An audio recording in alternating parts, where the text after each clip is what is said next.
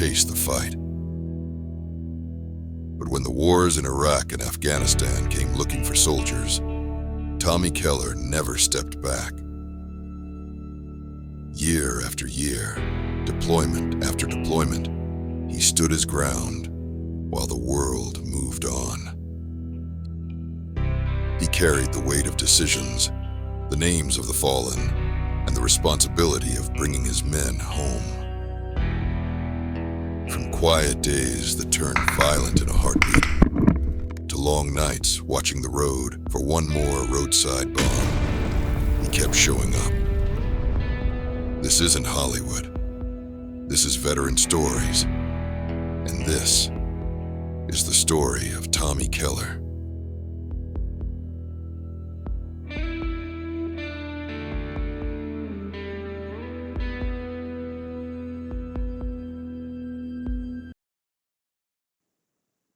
Sergeant Keller, what's good, brother? Oh, just living. How you doing, brother?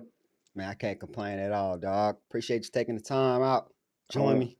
no problem, man. It's my pleasure, For sure. Okay. For the people who don't know, where were you born and what kind of environment did you grow up in? I was born in Blackfoot, Idaho, man. It's a very small town. Uh, Not a lot to do, so I kind of found a little bit of trouble because you know how it is when you get bored, you find something to do. Yeah. Um, my mom had me when she was 16. She had my two twin sisters when she was 17. So there she was, three kids, 18 years old, you know what I mean, trying to figure it out. So we grew up broke, you know what I mean? Yeah. Just the way it was. And I I was the reason why my mom dropped out of school, and my dad dropped out of high school to take care of us. And I don't know, the struggle was real. Yeah. But I grew up, kind of had a reputation for being trouble. I couldn't, small town, everybody knows everything about everybody. So it was like, after a while of hearing it so much, you just kind of accept it as that's what it is, you know what I mean? And I just became trouble. I didn't do good in school, got arrested a couple of times, you know what I mean? It's for stupid stuff like drinking when I wasn't supposed to. But Yeah. I, it was, to me, I don't know, Blackfoot, Idaho was always, me and all my friends, we said it was a magnet, man. You're like, no matter what, you leave, you're never gonna stay gone. My mom told me when I was growing up, like I'd look at books and see pictures of different countries, and I would tell her every day, like, Mom, when I leave, I'm getting out of here. I ain't never coming back. Like when I was little. Um, I was getting close to graduating. Well, it wasn't even that. It was like my sophomore year, and like I said, school was not my thing at all. And my mom sat me down and she said, everybody's talking. Everybody's talking. Why don't you just stop wasting people's time and just drop out? Just quit, man. Like, we ain't got to go through none of this no more and all that. And I don't know, that that really hit me hard, man. Like, one, that nobody had faith that I could do it. You know what I mean? Yeah. And two, that they had a meeting around behind my back and everybody was talking about what a fuck up I was and all this stuff, you know what I mean? So it was like, it hit me hard and I was like, oh, well, I'm going to show y'all then. And I was on the honor roll and all that stuff. And I started, because I don't know, that's kind of been my challenge orders. Like, you can't. They're like, oh, I can't? Well, fucking Yeah. watch me, watch me. I'll do anything you say I can't. I was getting close to graduating and two of my homies came to me and they're like, hey, I didn't know how anything worked, but they're like, what are you doing after high school? And I was like, oh man, I ain't never thought farther than what I'm doing today. You know what I mean? I was like, oh Yeah. shit. But I knew I wanted to go to college, and I knew that I messed my grades up so bad that I needed to do something. Do you know what I mean? And they're like, hey, we took the ASVAB, we're both in, we're gonna go to Germany and all this stuff. And I was like, shit, I could go to Germany, let's do it. Yeah. you know? So I went, I took the ASVAB and all that stuff, and I didn't know nothing about the military. Nobody in my family was in the military. I mean, my grandpa was in the Navy way, way, way, way long time ago. I didn't even know it till like later on. And I was like, all right, bet. So I took the ASVAB. I scored. They sat me down, they were saying, "Are you qualify for every job in the Army? What do you want to do?" I said, "I want to go to college and I want to go to Germany. Yeah. That's what I want to do." And they're like, "All right, bet. What about being a cook?" I was like, "Man, hell no. Yeah. Hell no." And then they show me that video everybody sees of the infantry dudes running around blowing shit up.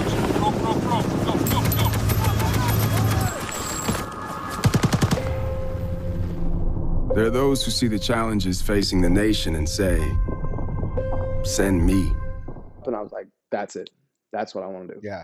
You know what I mean? And I was in, you know. My recruiter, he was a mortar and he talked about infantry and all that stuff. And I'm like, yeah, bet. Like, let's do it. And so I enlisted at 17.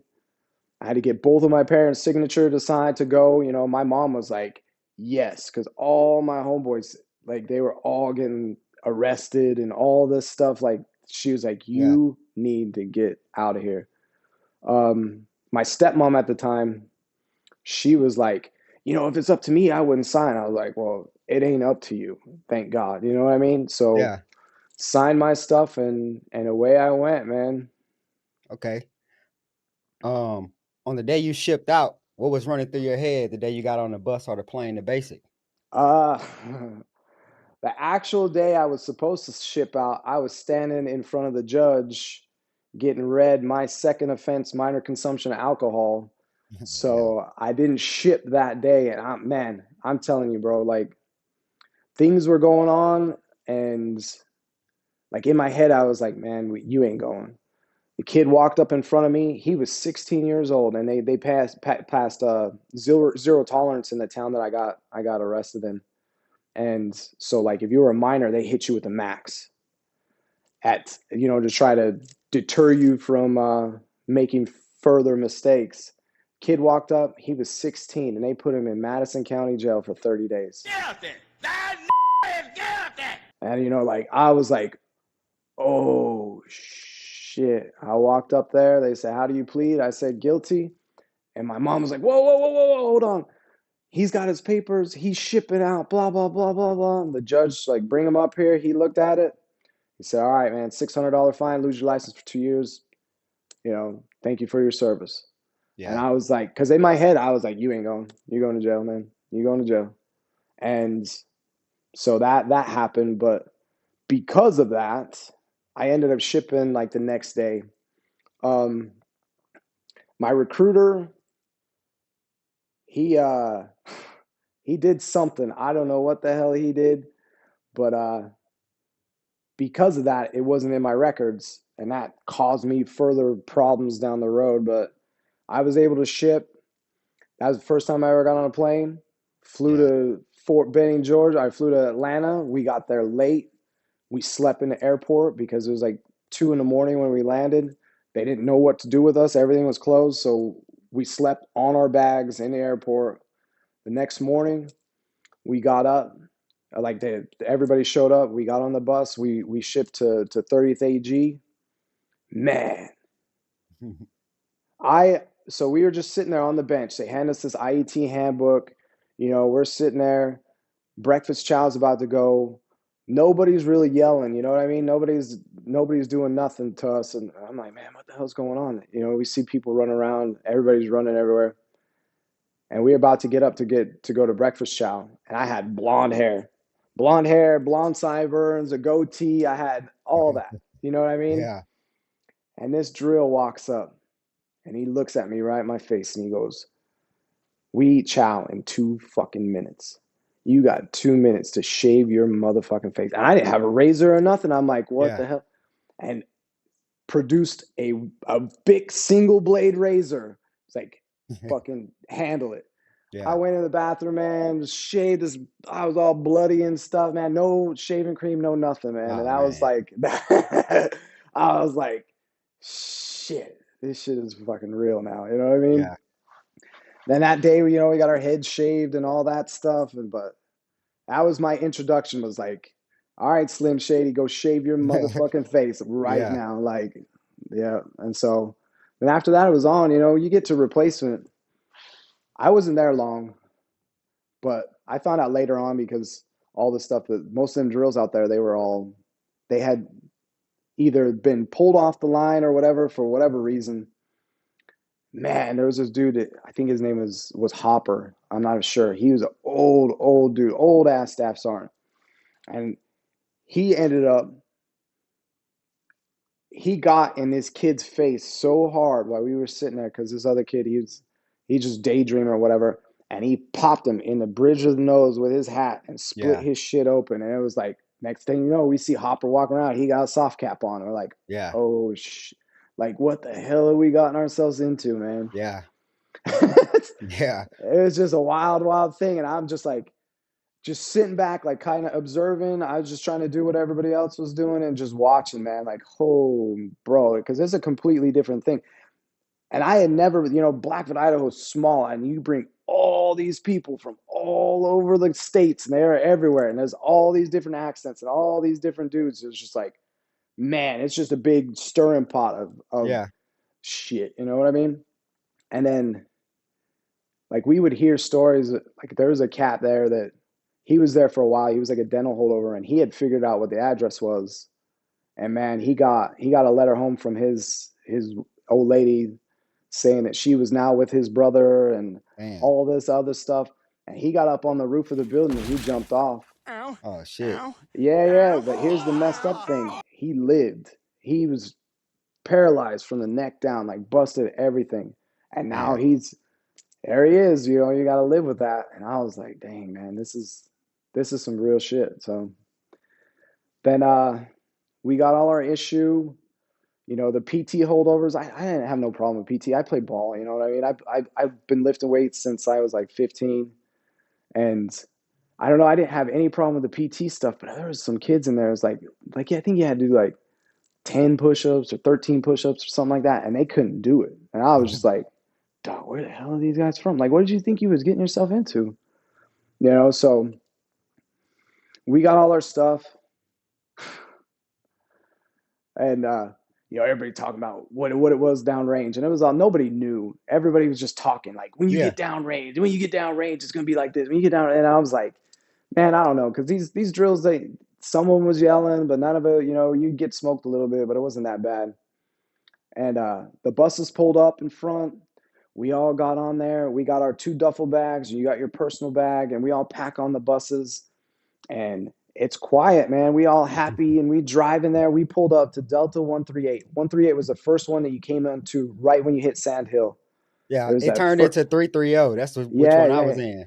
I was the last. We were the last group to go through that was infantry out of there. And we pulled up, then buses stopped. I remember that Sergeant Spears. Oh, man, he was a big dude. He took his soft cap off, he put his round brown on, and he stood up and he said, you got 30 seconds to get off this bus. And I just wasted 5 of them. The back door opens, and all we heard was just,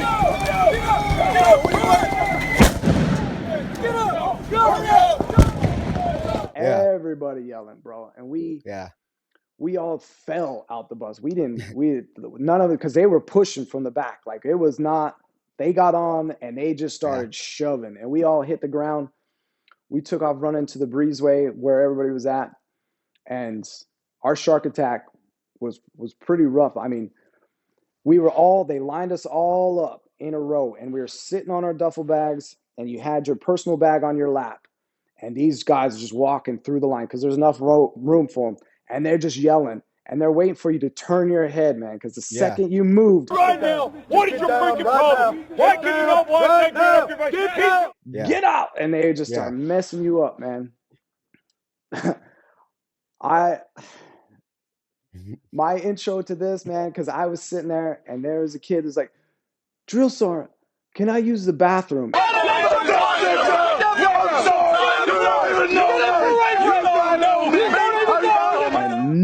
Man, they lit this kid up, and they were just sitting there in front of all of us. He was in the front. He was like, there ain't no bathrooms in the army. We got latrines, blah, blah, blah. Right. And they started smoking. He pissed his pants. like Yeah. right there. And we was just like, Yeah. oh no, like, and they didn't stop.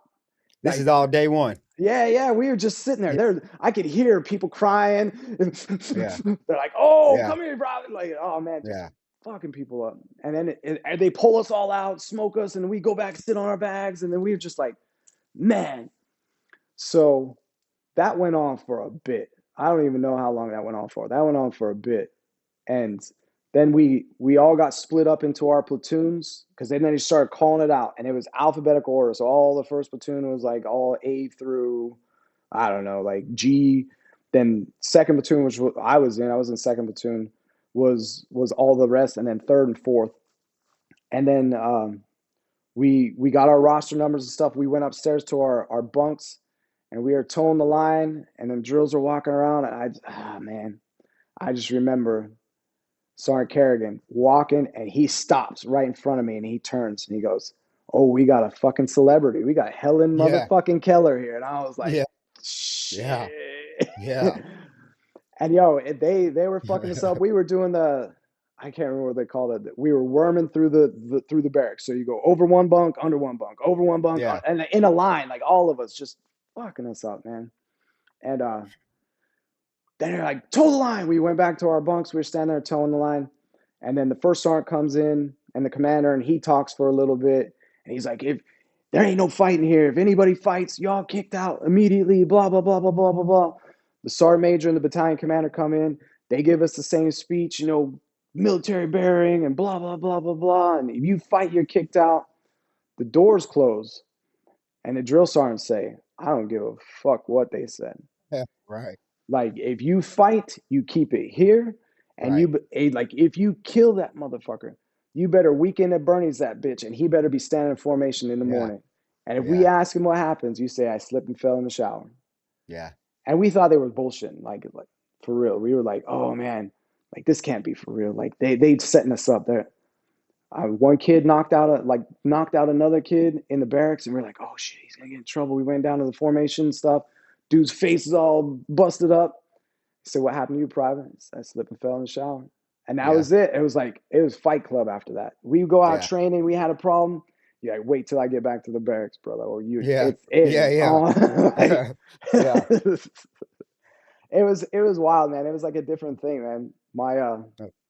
There was a kid in my basic training that his mom knew a congressman, and I mean, he was a fat kid too, man. I ain't gonna lie. And he had wrote home and said he wasn't allowed to drink soda, and we couldn't get cake, and we couldn't do none of this stuff. And the drills, they pulled me and a couple of my friends in there, and they're like, "Hey, this dude's gonna have slip and fall in the shower." You know what I mean? Like, I have to answer for this congressional, blah blah blah. And I was like, "All right." And he had a slip and fall in the shower. After that, they said, "What happened to you?" He said, "I slipped and fell in the shower." Yeah. I mean, day one was we did the combat shower thing, man. They lined us all up butt naked, had the showers on. You had to get wet and just keep going, like all six of the showers, and get out. And we all just, man, it was a wake-up call, like, for a lot of people. A lot of people were just like, "Man, what the hell I did?" For me, I don't know. It was funny to me. Yeah. I don't know why. It was always comedy to me to just see how people react to situations and stuff. You know what I mean? Yeah. We had, that first day, Coach, we went to Chow, man. And I remember this because this is what kind of lit the fire under my ass, man. We were sitting there. They marched us over to Chow. It was like lunchtime or something. And one of the other companies was graduating. And they were in front of us, like in the breezeway. Like there's a big breezeway before you get in the Chow Hall. And they sat there, and the drill sergeant's like, "You look at your feet. You're not allowed to look at these men. These are men. You guys ain't shit. Don't even look." And we had to sit there with our heads down. And bro, they called cadence for about 10 minutes. The loudest shit I ever heard, man. Like I had goosebumps, like just sitting there, and they was just calling every cadence they knew. And we were not allowed to even look at them. Just sitting there like, damn. He's like, "This is what you strive for. This is what you want to be. You're better than every fucking buddy else. But right now, you ain't shit. Like, you are Yeah. nothing. Gotta And I earn it. was like, yeah. And I was like, all right, bet. What was your first duty station, and what was that adjustment like going from trainee to real deal line unit? So I got assigned, my orders that I had said division headquarters, Wiesbaden, Germany. And I was like, I started talking to the drills around, and they're like, oh man, you're gonna go out there and chill. Wiesbaden's beautiful, blah, blah, blah. I'm like, Yeah. bet. Like, all right. Finally, something's working in my favor, man. I get to 64th replacement in Frankfurt, and I land there. I hand them my orders, and they're like, nah, man. They recut my orders right there. They're like, you're going to bomb holder. And everybody turned around and looked. They're like, Yeah. Iraq? Oh, oh. And I'm Yeah. like, man. Yeah. So I was assigned to Alpha Company 16, man. And I was like, I got on a bus from Frankfurt to bomb holder. I was the only dude on the bus. Only dude. Yeah. I was like, man. So I show up there. They drop me off at staff duty. Staff duty picks me up.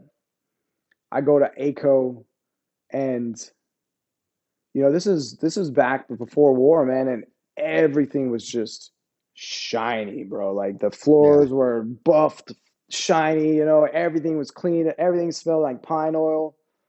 I see some of the dudes, but I was the only new guy.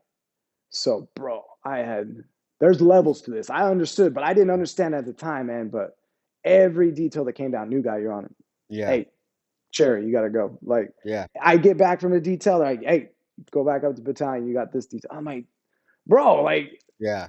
but for about I don't know, a month, it was just me. I was the only new dude in the company. I just remember, man, if your birth month starts with an 8, if your birth year starts with an 8, because I was the only one in the company that was born before 1979. Yeah. Mine was 1980. So that, man, they just gave me the biz. It helped me. I mean, I can't say that I didn't deserve a lot of the smokings, but I had a big mouth. The mouth that I got now, I had the same one when I was a private. Yeah. Like I could Yeah. only take so much. I'm like, all right, man, today's gonna be a new day. I'm not gonna let them get to me. They start talking shit, blah blah blah blah. And then I could only take it for a little bit, and then sooner or later I'd be like, man, fuck you. Like, oh, we Yeah. got him. I go Yeah. outside. They already had cones set up and all this stuff and blowing with, like, they were all Yeah. out there waiting for me. I was like, they knew that sooner or later I was going to do it. I was going to say it. But I went and found, grid squares and got exhaust samples and all that Yeah. stupid Yeah. shit. Like, Yeah. I played all that. I got there in March, and the end of April was my first deployment, like April of 99. I got there March of 99.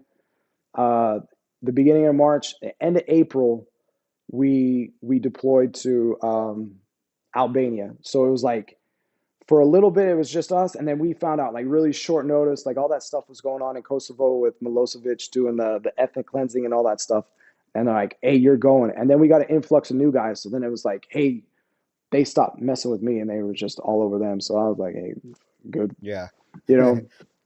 And after, it was just range after range after range. I was at they didn't know what to do, right? So back then we had 4 companies. There was Alpha, Bravo, Charlie, Delta. But before Iraq and all that stuff, we never got over like 80% strength in the companies. Yeah. Like, never did. So we were always like short. And then so they took dudes from DECO and they pulled them into the other companies to try to plus us up to be able to have enough manpower to go. I was an M60 gunner before we got the 240s. I had an old Vietnam M60, and they had all the mounted guys from the Bradleys. We were the weapon squad. You know what I mean?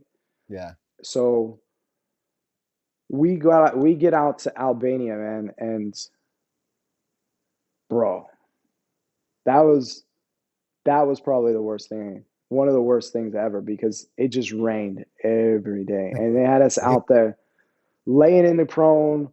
I was a 60 gun. Like, I was just laying there in the prone. We pulled stand 2 every morning, every Miserable, night. bro. Oh, bro, I was in a foxhole staring at the same piece of grass for hours. Like I would volunteer to fill sandbags just to get out of that hole, Yeah. bro. Like I fell asleep standing up. I'd wake up when I hit the floor. Like, bro, it was bad. And we Yeah. built up all this stuff, man. And in the end, it turned it into a motor pool. So it was all for nothing anyway. Right. So I mean, that was my wake up call. It was like just being muddy and dirty and oh man, everybody was sick all the time and all that stuff, Yeah. bro. It was tough. Just sucking. Yeah, and then it got even worse because then the Bradleys came, right? So then all the mounted dudes went to the Bradleys, and I'm the only one that's not on a crew. So now I'm weapon squad. Yeah. And this is old days, bro. My ruck was so heavy, because my gunner he didn't know what the hell he was doing. He took all that 7.62 ammo that was linked out, pulled it out, linked it together, put it in the can, put it in the ruck in the bottom, right? And it rained every day. I didn't think nothing of it until, we went to go clear. I was humping this around. I had that ruck. I had all the rounds. I had the tripod. I had the T&E. I had the gun. I had my M16. I had the 9mm. Dude, I had it all. Yeah. That ruck was so damn heavy. I would lay on it, strap it down as tight as I could, roll over onto my belly, push myself up to my knees, and have two dudes grab me and pull me up. Yeah. And we'd be out on these firing missions and stuff, doing stuff. And they'd be like, take a knee. I was like, there ain't no knee. I'm either on the ground or I'm up. Like, there ain't no in the middle. And they were yelling at me and stuff. I got in so many fist fights because of that. Like, they'd be like, get up. And I knew right where the quick release. I was like, stop, get up. And start yelling at me because I fell down or something. Yeah. Snap, and that shit come out like, and we were knuckling it up. Like, I didn't care. Like, that was it. I was fighting so much because it was just so irritating to me. And then people would grab my ruck and be like, damn, there's a dead hooker in here. I'm like, Yeah. bro, I've been carrying that shit the whole time. Like this whole time. One time, man, we got off the 5-ton. We were supposed to walk down this path to get to this we were on this airfield and we were supposed to go to this tower at the end, and everybody grabs their stuff and they take off. And it's me and Sergeant Clear, who's another little dude. And I'm like, man, nobody's here to help me. And so I grabbed the ruck. There's like AT4s on there and stuff. And me and him were going. And the whole time he's like, I'm going to murder everybody when we get over here. Like, they're going to die because he's dragging CLS bags. And I have all this stuff. He's like, we get to the berm. He's like, stop. And he just starts throwing it over the hill. And these dudes are like, what the hell? And they come up and he was like, everybody get down. Like, everybody, like, had him low crawling and pick all that shit up. And he's like, Keller, you go over there and sit down and drink water. You're good. I was like, man. But that was like my first deployment. That was my welcome to the Army. It was just bro. Sucking. Yeah. Sucking and fighting, man. That was it. Yeah. But okay. We built a lot of camaraderie through the suck. You know how it is, man. The harder it is, the closer everybody gets. And bro, I love them dudes, man. Yeah. Okay. Was Albania and Macedonia those two different deployments? Yeah, they were. So Albania they were both kind of peacekeeping. Albania we were supposed to.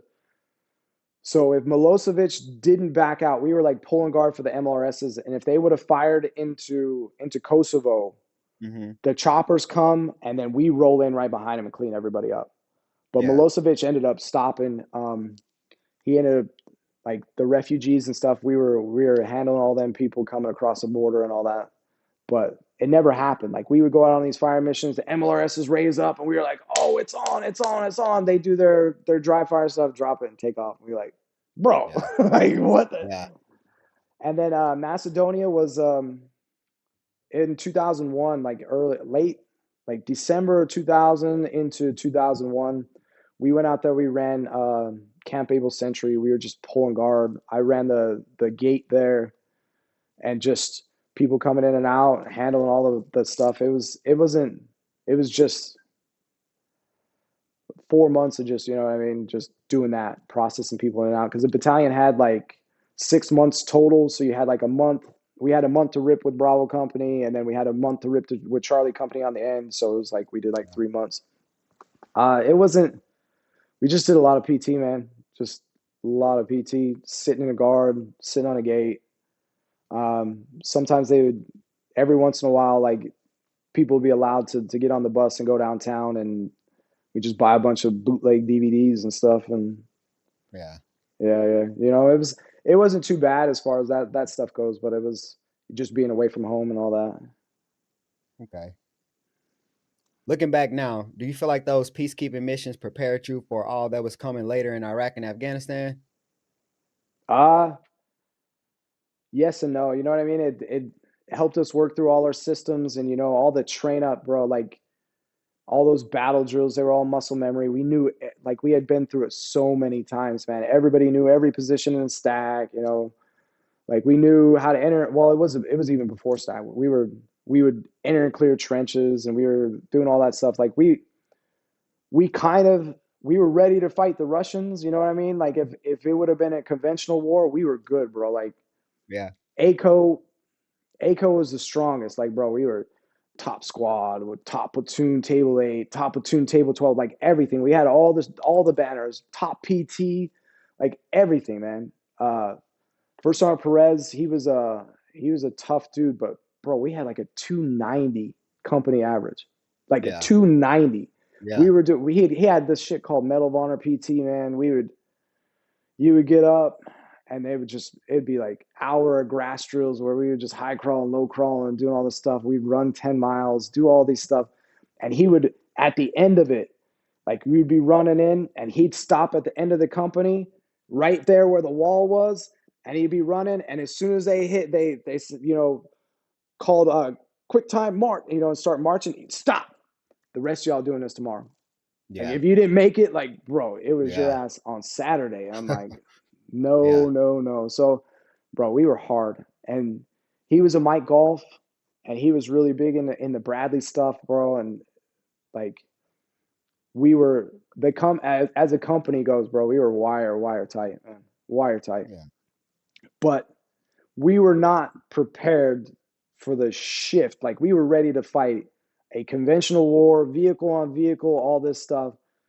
We weren't ready to go into cities and start clearing 13-story apartment buildings and all that. We were making that shit up as we went. You know what I mean? Like we had Sure. no idea. Okay. Where were you and what do you remember the day 9/11 happened? So we went to Hungary. They took ACO, and we were doing this live fire, this combined arms live fire with the Hungarians. And it was a big show for all their generals and all this stuff. They had like Hindy helicopters out there, and we were shooting Bradleys and tanks. And we had just got done. We had done one iteration of live. So you do a blank fire, then we did the live fire for their generals and all that stuff. And then we did the blank fire, and we did the live fire for like some other big wigs and like the chief of staff and all these other dudes. We had just got done doing the blank fire for our last iteration. And bro, they told us they were going to cut us loose in Budapest for a weekend after this live fire. Like we was like eyes on the prize. We are going to Budapest. We are going to just burn that place down. Yeah. You know what I mean? Yeah. So we're all camouflaged up. We had just got done with the blank fire, turned in our weapons, and they said, "Yo, hey, hold tight. Don't take your shit off yet." We're like, "What?" Because we were living in tents, and there was a tent with a TV in there. And they said, something just happened, something big. And we're like, what the hell? And then next thing I know, all like the platoon sergeants and all them come out and they say, draw all your live right now. So we went and drew out our live. We're like, what the hell's going on? They said, hey, we just got attacked. Like they just took down the Twin Towers. They said, anybody from New York, come over here. Anybody that got family in New York. So there was a few dudes that went over there, and they didn't know what to do. So they were like 100% guard. They drove a Bradley out in the middle of nowhere. We were ready for day fire, man. We had no MVGs, no none of that stuff. And they're like, pull guard on yourself. It was pitch black out there. And they're like, go do like every once in a while we get out of the track and they're like, do a dismounted patrol. We couldn't see. So we just like put our hand on the Bradley, walk around it, and come around like, what the hell's going on? Then the next day, we got police escorted back through every country, all the way back to Germany on the buses. Like, we'd have to like wait at the border from another country for their police to come, and they escorted us all the way back to Baumholder. And we were just like, bro, what the hell is going on? And Yeah. after that, that's when, like, it was open post before then. Do you know what I mean? The post was open. There was like, you could come on, and after that, that's when they started having gate guards, and they started fixing all the fences around so that nobody could get in and all that. And that was, Yeah. it was, everything shifted then. Do you know what I mean?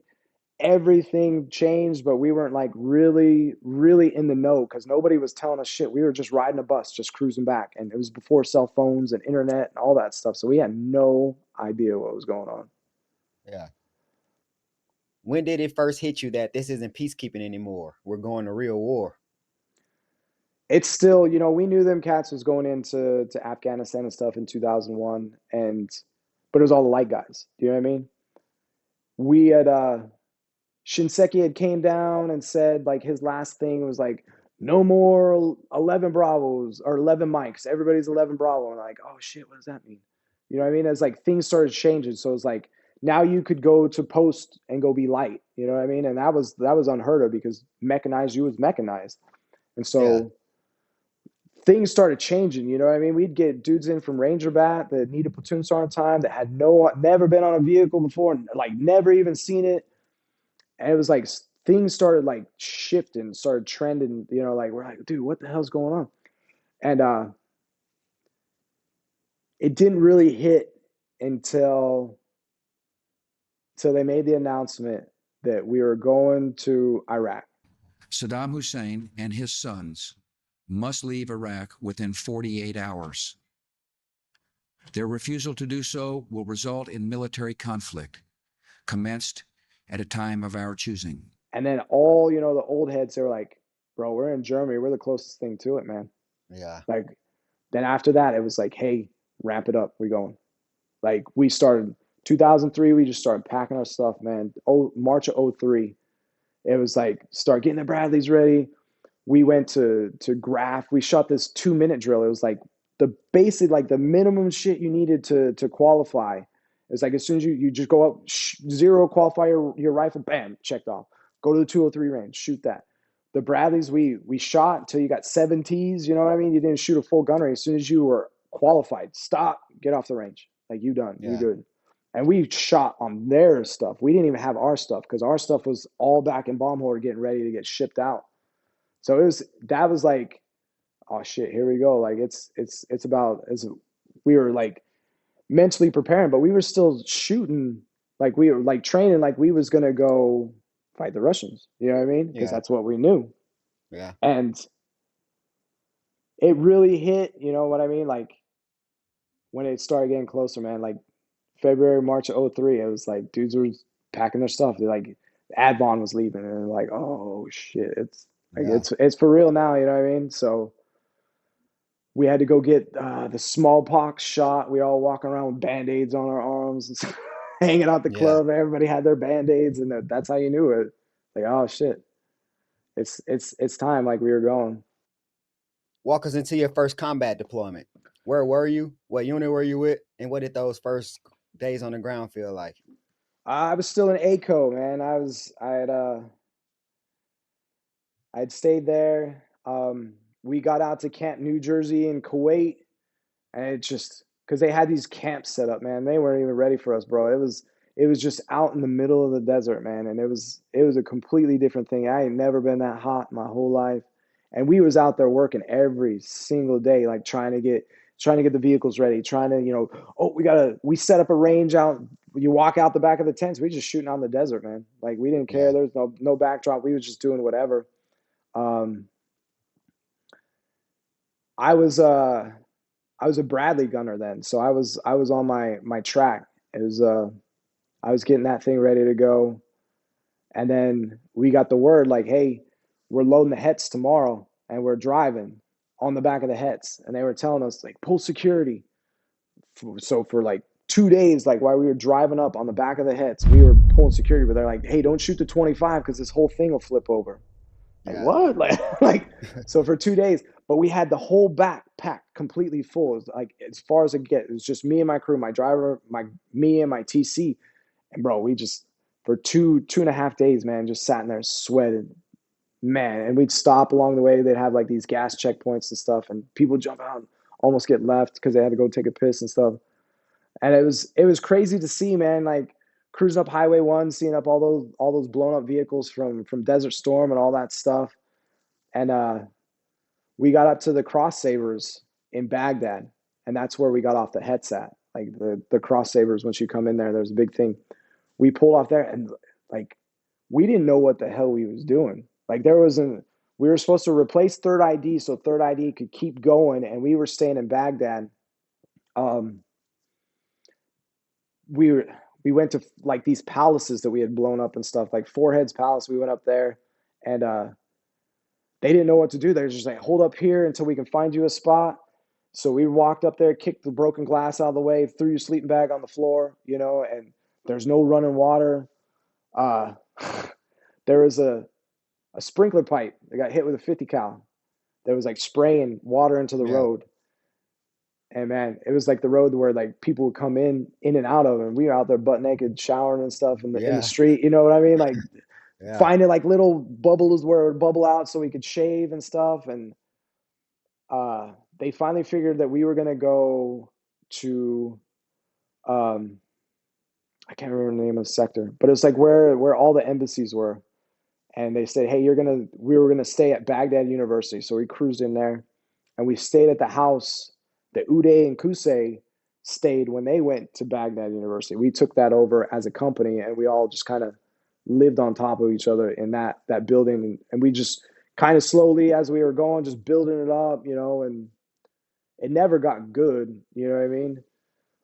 All the Bradleys kept going through, and as it would churn the sand up, it turns that like cake flour dust. You know what I mean? So like the wind we were out there in the back showering, and the Bradley come through, and you just get dusted, bro, and just be muddy. Be like, damn.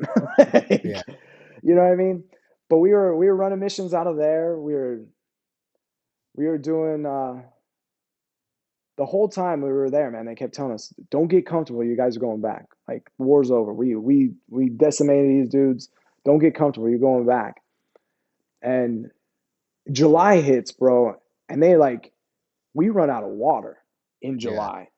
Like, we had to drive across the bridge and go link up with 82nd because they could give us some water and all this stuff. We was down to a liter of water a day per dude in the middle of July in Iraq. And bro, it was so hot, man. I remember standing there in the gunner's hatch, and like we pull these TCPs and stuff to search these vehicles.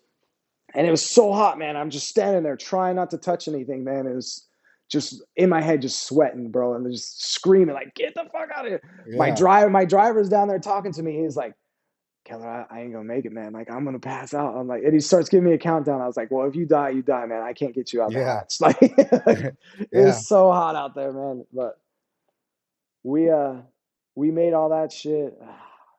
It was tough, man. Like, because every day they were just making up stuff like, "Hey, stop the looters from looting all the copper pipes out of the building, out of these things." And we chase these dudes around. They're the fastest dude in flip flops, and we have full kit, trying to chase these dudes. We ain't catching them, man.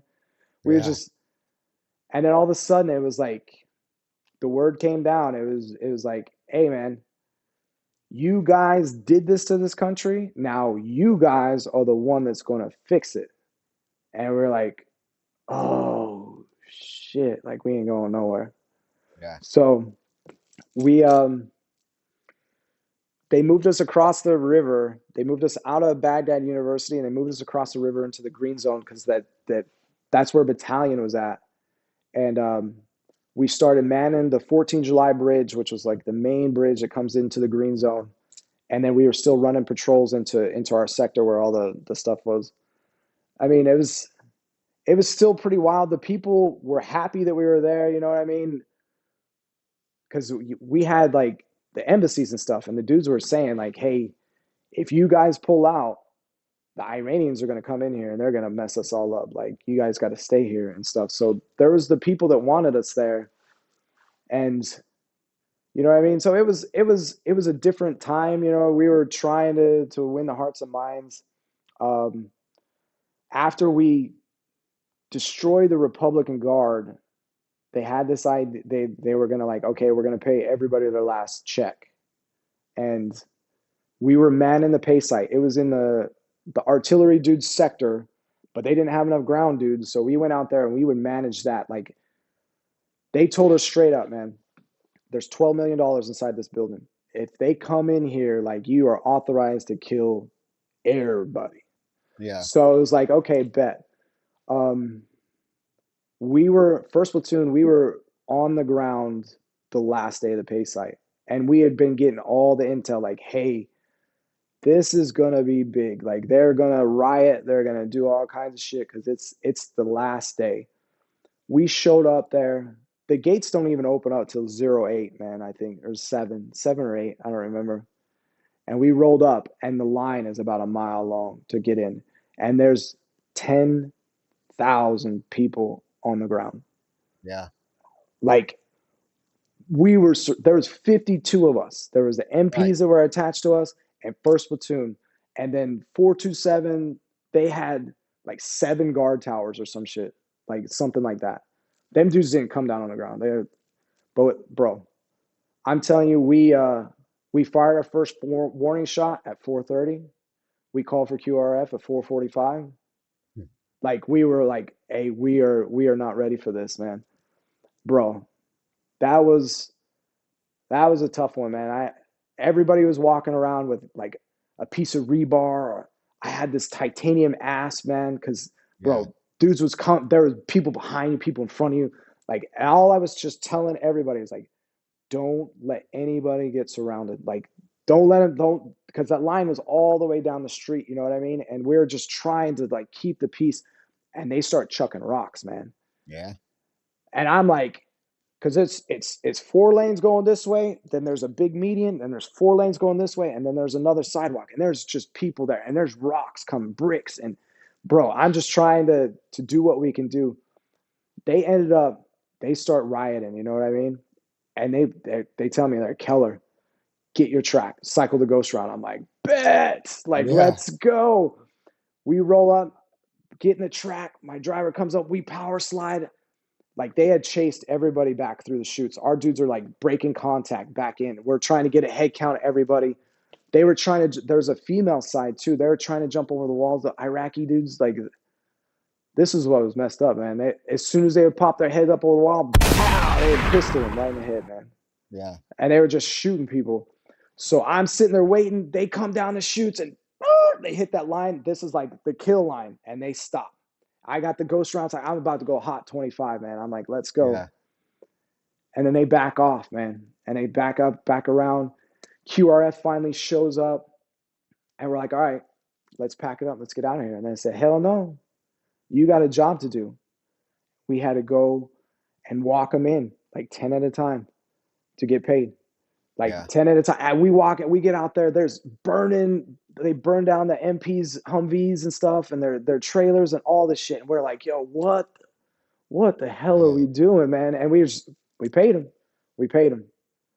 I mean, it was the right thing to do, but in the moment I was like, man, fuck these guys, man. Like, do you not see what they just did? But bro, that was tough. The tougher part was, we found out later on, like, the dudes that were in the guard towers from the artillery unit, they got put in for ARCOM V, and they all got it. And all of us, man, we got an impact handshake that you can wear with any military uniform. You know what I mean? Like, it was just a you doing your job kind of thing. So that was a tough one, but bro, like I said, man, you know how it is. Like, I don't like people walking behind me as it is, but now there's people everywhere, man. Like, everywhere, bumping into you. Bro, tough. Yeah. Okay. When you think about that first combat tour, what's one scene or moment that still lives in your head, like you'll never forget? Is that it? There was that. We had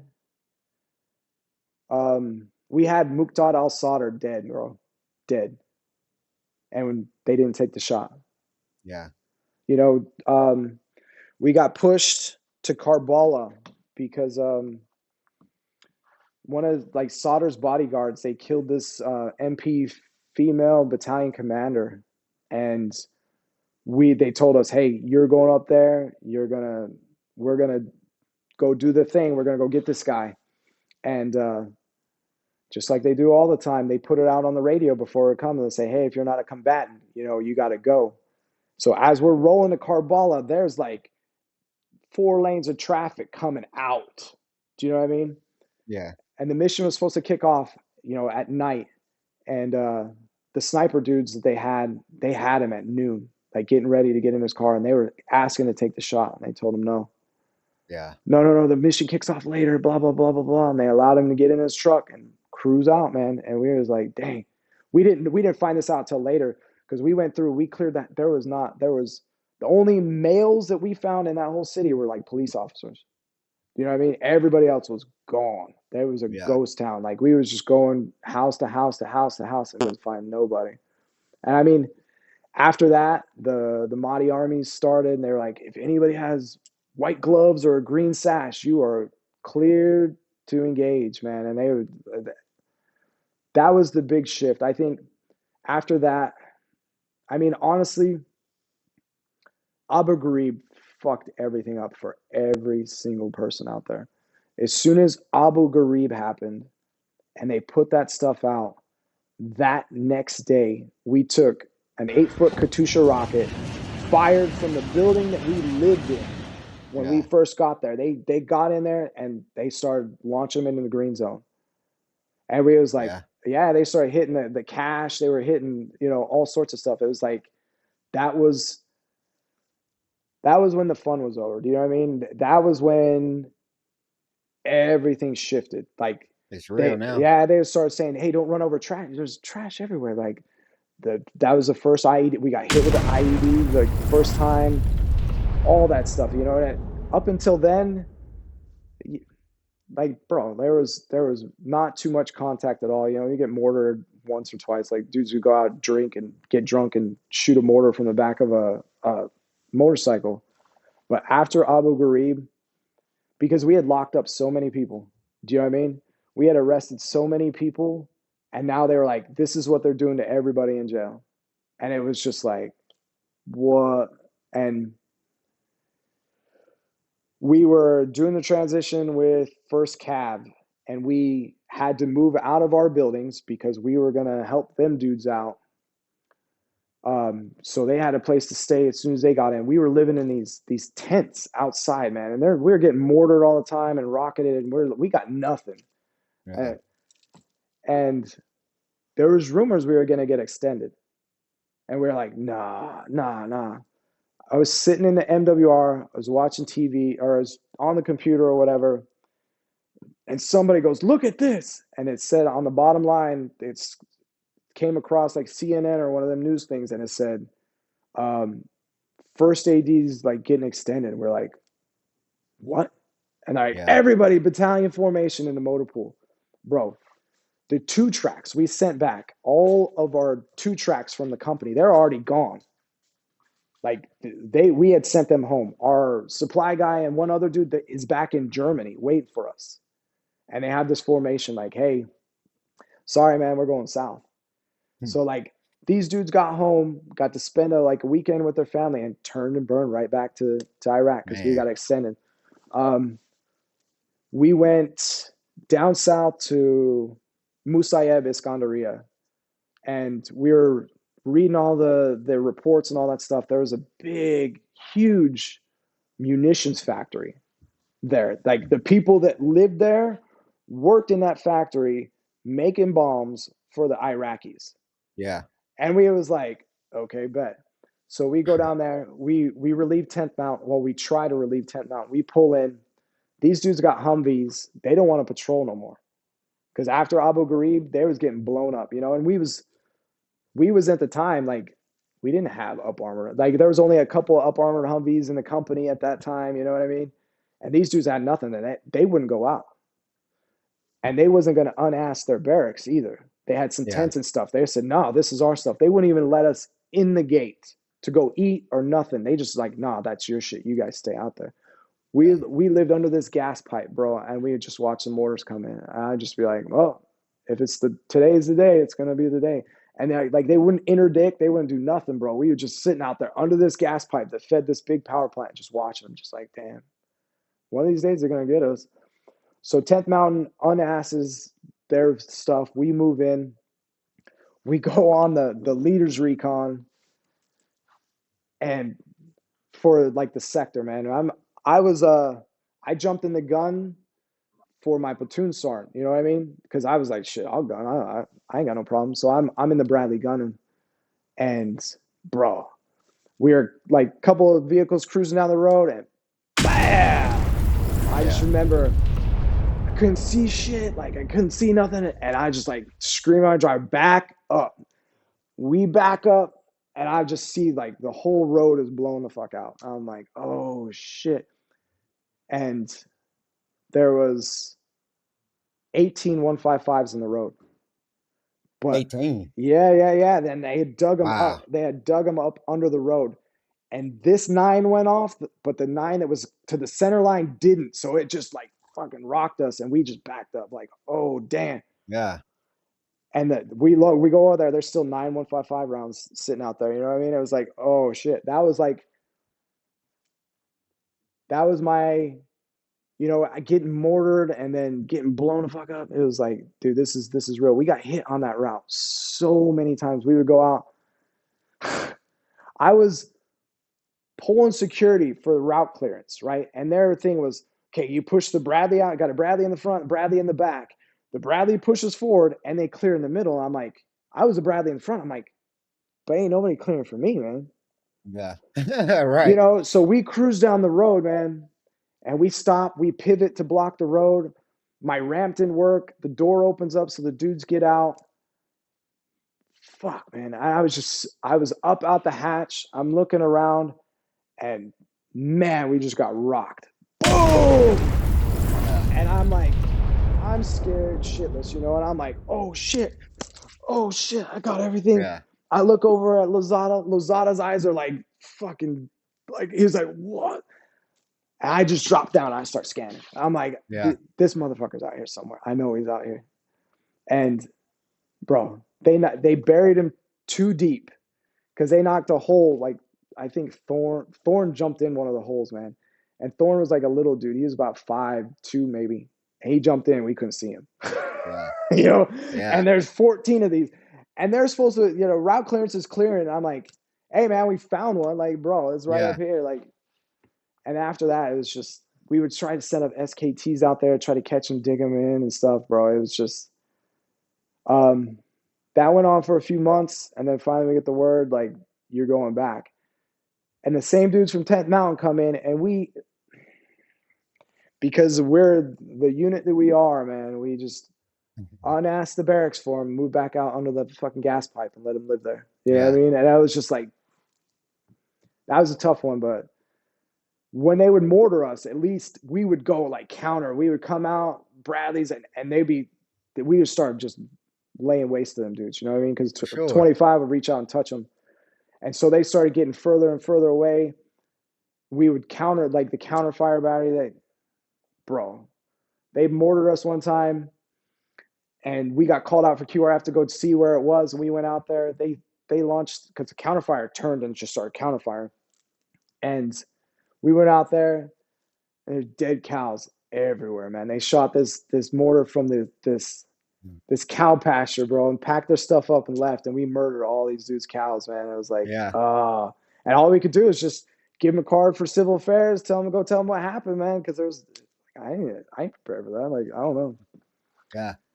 But then we got the word. We went, redeployed. We were going to redeploy. We went to Kuwait because of all the stuff that had got smuggled out from the previous units. Clearing and getting out of there was hard. Yeah. Because dudes people are people, man. There was dudes that like taking the plates off the Bradleys, trying to stack money in there and zip it back up. And Yep. gold-plated AKs that they were sticking up under the thing. So we had to take the engine, pull the pack on the Bradley so they could see that nothing was in there, pull up all the floorboards and all that stuff.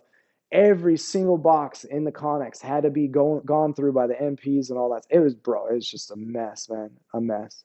But we I made can it only back. imagine at that time. Yeah, but we didn't. Like they had told us, like, hey, the previous units have messed this up for everybody. So Yeah.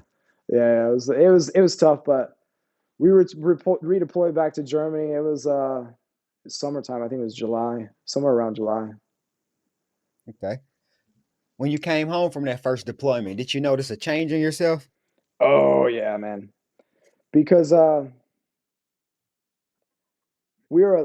we got to Kuwait, man, we were still like going to the gym and stuff, and you didn't really realize it, man. Somebody would close the cooler, like have the water cooler, close it too loud, and everybody like flop on the ground, and we were like, Yeah. we went and we were all in the barracks. We were getting ready to go out. Like everybody's in the hallway. We were all drinking, have a good time, and then boom, something goes off. Like what the hell? And like dudes are coming out of their room on their bellies, like what the fuck? Boom! Like, yo! And we were like, yo, somebody's fucking with us. Let's go ride on them. We were about to go out and fight everybody. We Yeah. walk outside. It's a fireworks from 4th of July. All right. Do you know what I mean? We Right. would. It was just stuff like that. But reintegration, like they wasn't telling us. This is 04. Like they were trying to don't beat your wife, don't beat your kids, have a good time. But they weren't. Mental health wasn't a deal back then. Like nobody addressed that at all. Do you know what I mean? Yeah. So the transition was tough. You know what I mean? Because we were still all the way on, and nobody was helping us turn it off, like or telling like, hey, violence is not the first step. Do you know what I mean? Like in Iraq, you tell somebody, yo, go over there. And they give you one of these, like, hold on a second. You just beat the shit out. Like, and they would go over there. So it was like, the thought process was like, get out of my way. You don't get out of my way. All right, I'm going to hurt you. Like, and they were not prepared. They weren't, there wasn't anything in place for that. You know what I mean? Yeah. The one good thing that I had, the one thing that kind of helped me that I saw with my friends later on was that I stayed.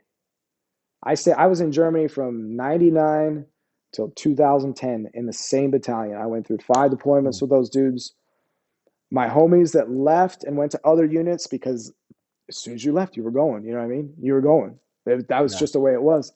And they'd show up and they like had no remorse. Like, you're a new guy, and start treating them like not even having any clue of what these dudes went through. At least I was still there. My rep with my company and my battalion was still there. Like they couldn't take that from me. You know what I mean? Yeah. Everybody knew who the fuck I was and what I had done. So I didn't have to go through any of that. A lot of the dudes that I know that left and went to other units, if they didn't have that support from that, and that fucked up a lot of people. Yeah. Okay. How would you describe Alpha Company before and after First Sergeant Brody showed up? So Brody got there. He replaced Hoffman. He was one of them old school. Like, you remember them cats that would show up every morning for PT smelling like the booze from yesterday and Yeah. cigarettes and stuff. And that was him, man. And he, like, bro, I wouldn't say he messed things up, but he was just on a different path than everybody else, I guess, because he just drank a lot, and in drinking he caused a lot of problems. And then the company, we were still solid, bro. Like, because we came back, we already knew we were on the patch chart. We knew we were going again. ACO, we got different assignment because we were the top company in all of USERA, all the United States Army Europe. We were the top, and we got task organized, just our company, to Alpha 136. Yeah. The brigade got their deployment orders, and they were going to Kuwait to be the theater reserve, and we were going straight in, just our company. You know what I mean? Yeah. So we knew we went in there with a chip on our shoulder. You know what I mean? Because we had been told this. You guys are the best. You guys are the best, the best. Ain't nobody can touch you and all this. 136 took that personally, and I don't know why, but bro, we got attached to these dudes. We did feel problems with them. We saw what they're about. We went to Hohenfels, trained for Iraq in the middle of the winter, which was the stupidest thing ever, bro. But Brody came in. We got ready to go to hit. We knew we was going. We met the brigade in Kuwait, and they're out there. They'd already shot up their allocation of ammo for the year, like the first 2 or 3 months it was there. They was just out training. They were doing EIV out there and stuff, and we was prepping to go. They kept telling us we were going to go up north. We're going to go up north. We're going to go up north. And we were getting all these things, and north was pretty chill, and we're like, all right, cool, we're going to do that. And then we go in the tent, man, and they gave us the brief for hit. And they say, hey, man, there's 1,600 Marines out there, and we're replacing them with like a battalion minus, less like 600 dudes total, like, and we was like, oh shit, you know what I mean? So we got there, man. Oh, dog. We did our stuff. We moved out. We got to Al Assad Air Base. They grabbed all the leadership together, and they're like, okay, hey, we're going to drive down to hit. We're going to do this leaders recon, and then we're going to come back. Because we weren't supposed to go for like another week. We were just going to go down there and check it out and come back. We rolled down there. Dude, their company commander tells us, he's like, look, we weren't supposed to get off the boat. We got off the boat. We made it in the country. We done all this stuff. We are going immediately. So we're leaving actually tomorrow. Yeah. And we were like, and he said, man, if you don't want to clear your firm bases, you better hope you guys have your boys here. So we got a quick, like, they went on a patrol with these cats, man. We looked at the firm bases, and bro, my heart sunk, bro. I'm not gonna lie, because I had these hopes, like in the green zone where we were staying at, we were constantly, rebuilding our shit. There was like a pool. There was pools at some of the buildings that we stayed if they weren't blown up. You know what I mean? And I had this hope that, like, infantryman, man, you're always improving your fighting position and stuff. And we got down there. I started off at Firm Base 1, which was the hotel that was right there. Firm Base 4 was a train station across the street down the road a little bit. And then first platoon was down, manning that other bridge with the walk-in gate. They had another firm base that was in the middle of the city, but we didn't have enough ass to do it. It was just a code. They told us, we're taking this, like a company. We're replacing all these dudes, man. We showed up there. So we turned and burned out of there, man. It grabbed all the dudes that we could get on the vehicles, packed up whatever we could, and we came back. When I rolled into Firm Base 1, they were gone. They left 4 dudes by themselves in this building. And I was like, the vehicles are gone. We showed up, and they're like, all right, you're Force Pro. You're Force Protection. I need a Bradley here and a Bradley here. My platoon was up on top. They were manning the roof, and then we were supposed to patrol out of there, and then it was us and second platoon, and first platoon went down to man that shit down Route Mavericks by 5 points. They were down there. So they're like, Keller, get in the track. So I get in the vehicle, and I was 8 on, 8 off for my first 3 months there. And I didn't even have my crew. I had a gunner from Alpha Section. I had my platoon sergeant's driver, because that's just like the hodgepodge that happened on the ground. And I spent 3 months with these dudes. My crew was on the other shift that replaced me. You know what I mean?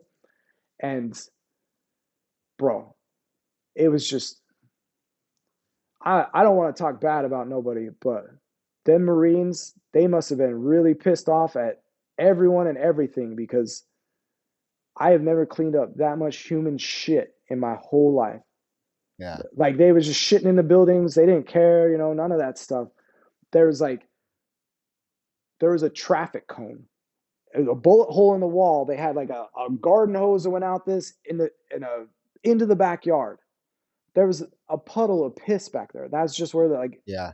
do you know what I mean? And I was just like, Yeah. oh, dude, what the fuck are we got ourselves into? You know what I mean?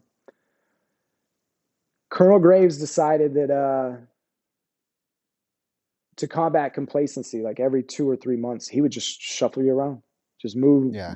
move. We'd switch sectors, we'd just change everything, bro. And I don't know, I didn't agree with it, but dude, that first few months while I was on that gate, because I'd have to drive down, Israel and them, they'd be up in the OP next to me trying to make sure nobody comes behind me.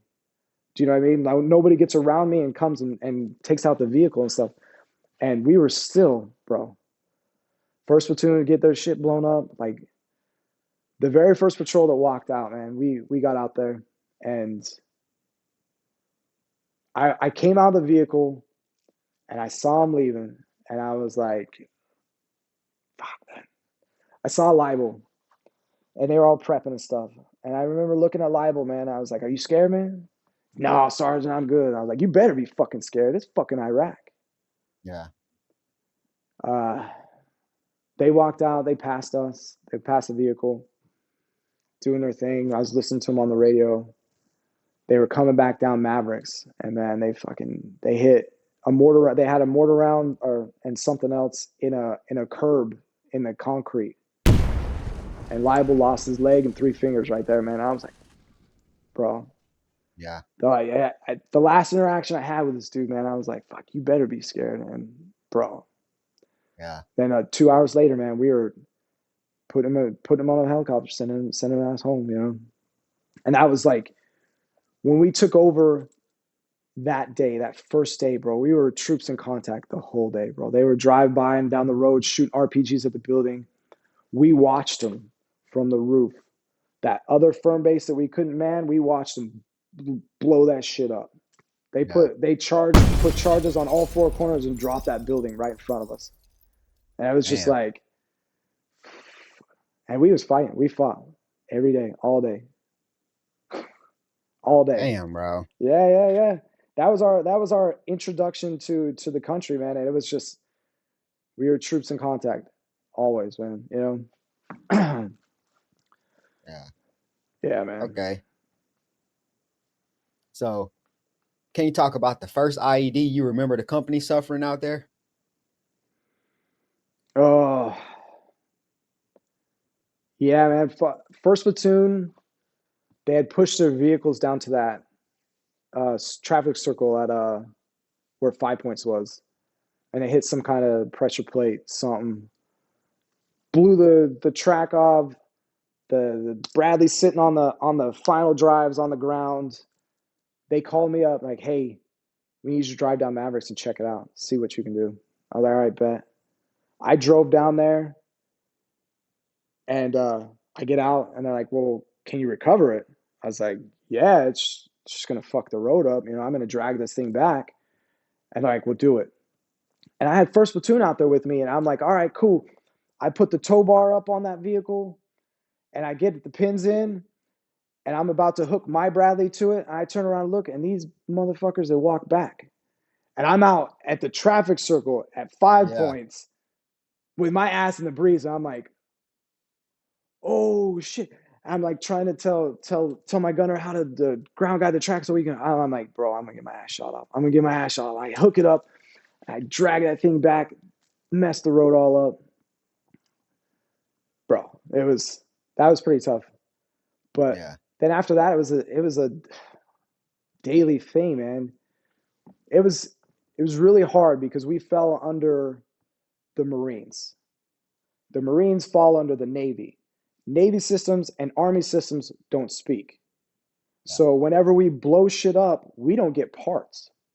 They don't know how to order them. They don't know how to get us nothing. So it was just like we start getting this boneyard, man, of all these blown up vehicles. And if it cracked the hull, it's a code out. Yeah. You know what I mean? If it blows it up so bad that it cracks the hull, then the whole vehicle's gone. And we go like this for a while, man. And we got down to the point where we had to call CENTCOM commander and say we were non-mission capable. We had 4 fucking operational Bradleys left in the company. 4. Yeah.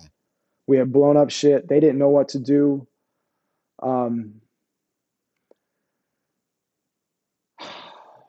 Dog.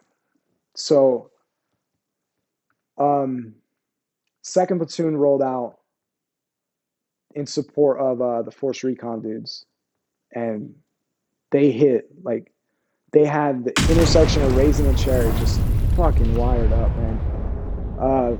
When they dropped the ramp, they hit a pressure plate or something, and second platoon lost a whole crew. Soto was the driver. He was looking back. Shrapnel hit him in the face. The gunner and the TC were in the turret, and it was Hervey and Johnson, man, and they took all the shrapnel into their legs, man. They were both evac'd out. They lost a whole crew. The vehicle's fucked. While EOD's coming out, they get blown up. Like, it was just mass chaos, man. Mass fucking chaos.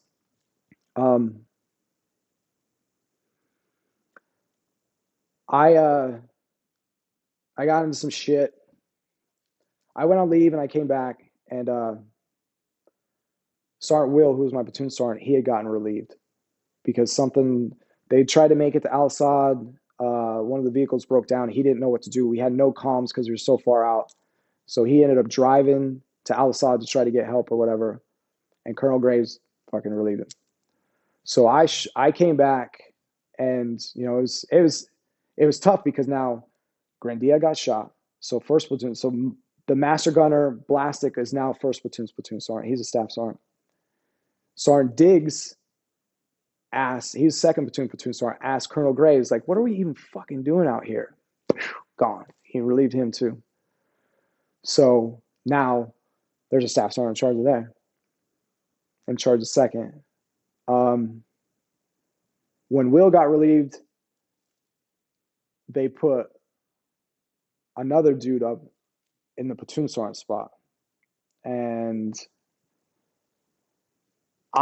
it was a Bradley fight. It was all Bradley fight. And this dude never been on a Bradley. He avoided the shit forever. He didn't like combat. He didn't like going out getting shot up. He gave away all his fucking dudes so that he wouldn't have to go out. Like, he have an excuse like, oh, well, I don't have anybody. You know what I mean? Yeah.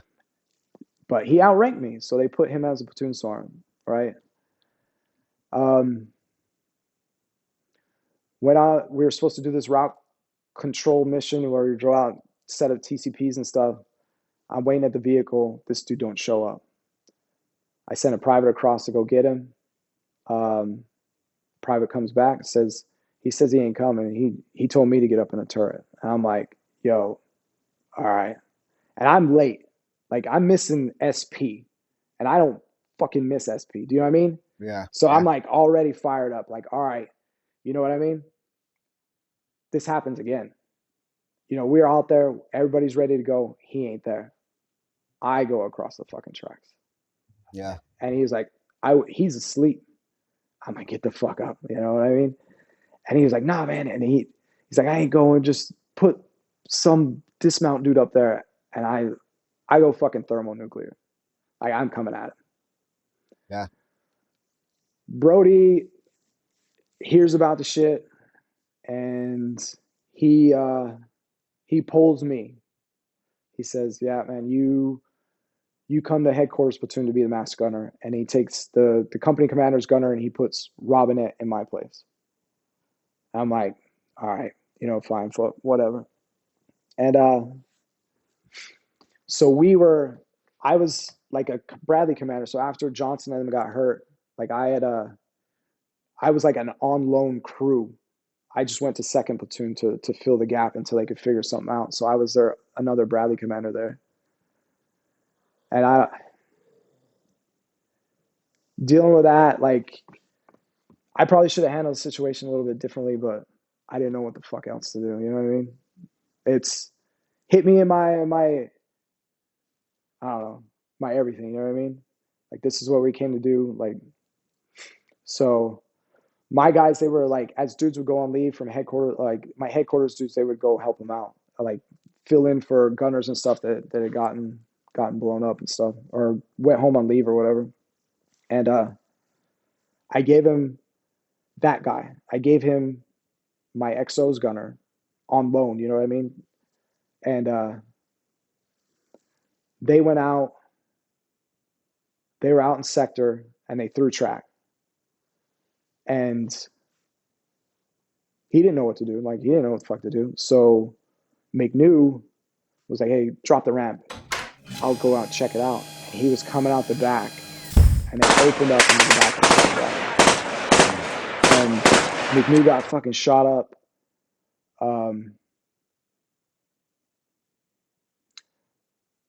My old crew, fucking my crew that I picked, you know what I mean?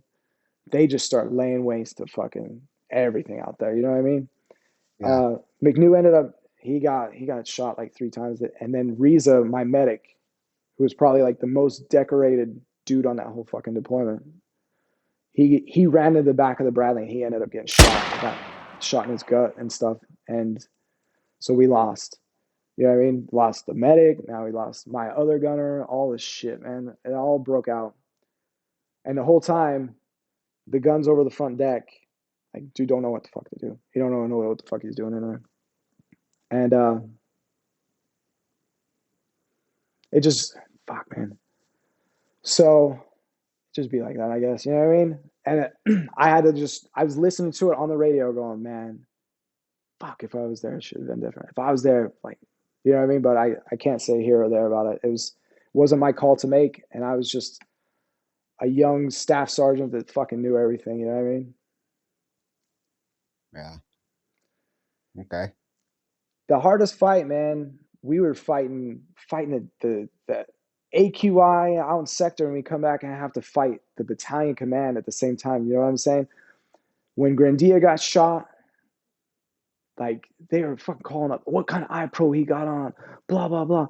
And yo, those dudes from first platoon, like, if you weren't on patrol, like, or on guard, you were asleep. Yeah. So Grandia gets shot, man, and everybody just throws their kit on. You know what I mean? It's QRF. They throw their kit on, they run down, try to help out with that shit. And Colonel Graves and all them show up. Like, you know what makes the United States Army the greatest fighting force?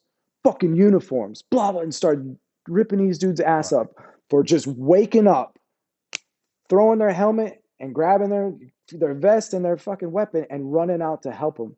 And he was just shitting all over him, bro. And there was a support platoon dude, right? So whenever shit would kick off in the city, we would, like, if it got real heavy, man, because it happened more than fucking once that we had to do it. The engineers would go out, they'd crater charge all the roads, they'd set up T-walls, and there's Route Strawberry. That was the only way in and out of the city, was Route Strawberry. Like, Yeah. and they took this infantry dude from 136 and they put him in support platoon. And he was supposed to go out there and pick up these barriers, man.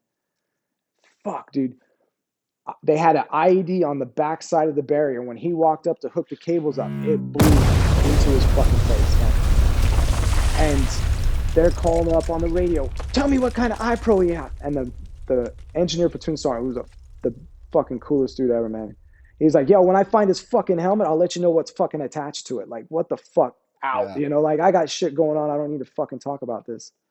You know, and so we was out there, and like anything that would happen, they were just fucking Article 15. Fucking, here you go, relieved. Bam, bam, bam. So we were just that shit that happened in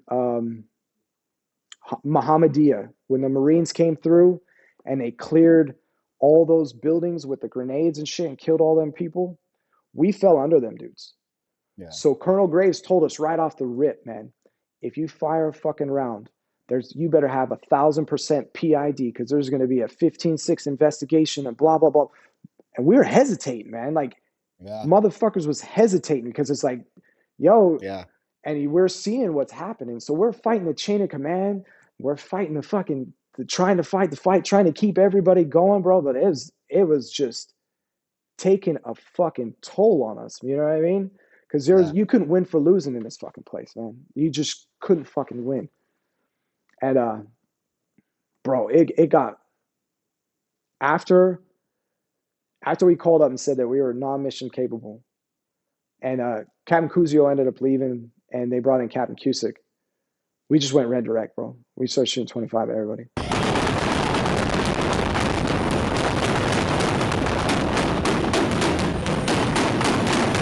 It was like Yeah. it's like we had called in enough. There was 88 medevacs called out of fucking Firm Base 4 in our 14 months that we were out there. 88 times we had to fucking Damn. put dudes on there. You know what I mean? And for like the first 6 or 8 months, man, I'm talking like everybody's asshole was tight because we didn't know what we you know what I mean? Are we fighting or are we like what the hell are we doing? He had this great idea, man. Like, and I didn't understand like what his fucking deal was. He went to go do this Shura, right outside of Firm Base 1, was trying to pull all the village elders, and they saw where he parked his Humvees and stuff. He pulled off. Then he's like, next week he was coming out. They call us up to go check it out to make sure. There's a brand new patch of asphalt right where he parks his fucking shit. Yeah. We're like, hold up, let's get EOD out there. There's fucking 4155 rounds and a bunch of propane tanks right there for him, waiting for his ass right there. You know what I mean? He has this, like, I don't know, man. It was just boggles my mind. But like I said, before we went in, he got told that we're the best company in Usor. Take care of my guys, blah, blah, blah, blah, blah. He's shit, we'll see. You know what I mean? That was his attitude. It was like, fuck, we'll see. Yeah. Man. He was hating for real. Oh, bro. Hating. And I'll let you know, man, we did our right seat ride. We had a staff sergeant first sergeant. That first sergeant, because Brody and him had gotten into it, man. He had, at end of tour, he wrote fucking first sergeant Brody an Archon. Fucking Archon. And he said, he went and talked to him and said, I think there must be a mistake. And he said, no, I gave you what you deserve. And Brody went at him. We had to end up sending him back on the fucking Advon to keep him from losing his fucking stripes and shit. So third ID rolls in and they're looking at us going, their first sergeant's like, hey, these motherfuckers, this isn't it. You know how we do attachments. These guys are another company from another brigade, and they got fucking ran through. Like, listen to them. They know how to fight, but just understand the deck was stacked against every fucking one of us. You know what I mean? Yeah. Yeah, bro. Okay. I want to talk about TJ a bit. Yeah, man. Yeah. Who was he to you before the tragedy, and what kind of soldier was he? Oh, that was my guy, man. That was my guy. So when I came to 3rd Platoon, I got to pick my crew. Will told me, he was like, hey, man, who you want? And TJ had just gotten in trouble because he had overslept. He was supposed to go to javelin course or some shit, and he was going to get in trouble. And I was like, I want that guy. They're like, what? It's like, yeah, I want that guy. And I picked Big Gomez. So I got these 2 Mexicans. Yeah. And everybody asked me, like, why'd you pick these 2 dudes? I was like, shit. I ain't never going to be short nothing. I promise you that. Like, yeah. You know what I mean? And Big Gomez was older than me, but he was a PFC. And TJ, they thought he was problems, and they were like doing all this shit. I was like, nah, man, I'll square him up. I was like, I think it was a leadership failure. Somebody should have checked on him before, you know, and they didn't. So it ain't on him. And we went through gunneries together. You know, he was he was a good shit, man. He was just a really soft-spoken kid, man. Artistic, liked to draw. He was towards, like, when we were in Iraq and stuff, he would get on Gomez's ass. He'd be like, Gomez, you need to teach me the gun because I'm going to be Sergeant Keller's gunner. Like, you're going to fucking go. I'm the next one. You know what I mean? He took my fucking Bradley didn't have 3rd gear. If it shifted up into 3rd from 2nd or down from 4th, one side of my fucking track would lock and it would go backwards. Yeah. TJ was the only motherfucker that could drive that Bradley. The only one.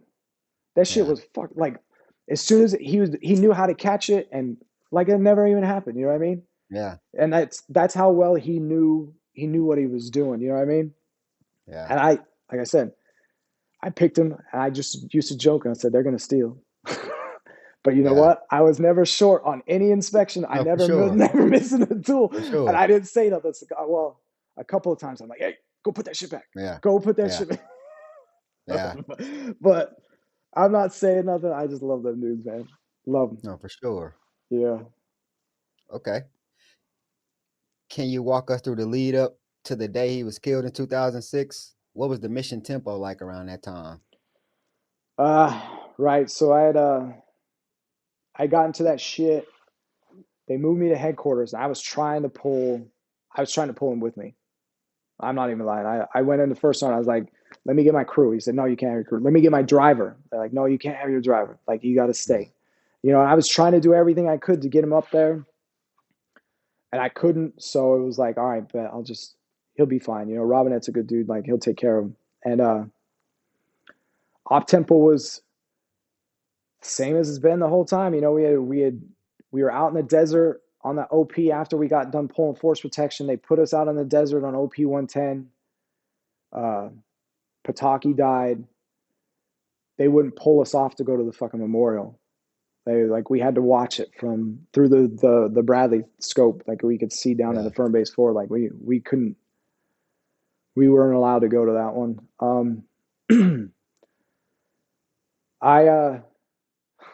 We had this tradition. It's an old tradition that I had continued. It started from the old alcoholics, like the old company. But on your birthday, I had this leather belt, man, and everybody got one lick. You got your ass knocked up on the back of your shoulders by everybody on your birthday. Yeah. That was the tradition. You know what I mean? And I carried it through. I brought the belt out to deployment with me. I was at the gym. I was working out with Rich and Reagan. They came across the tracks because our Bradleys were on the other side. They came across the tracks, and everybody knew when everybody's birthday was. They looked up your ERB and shit.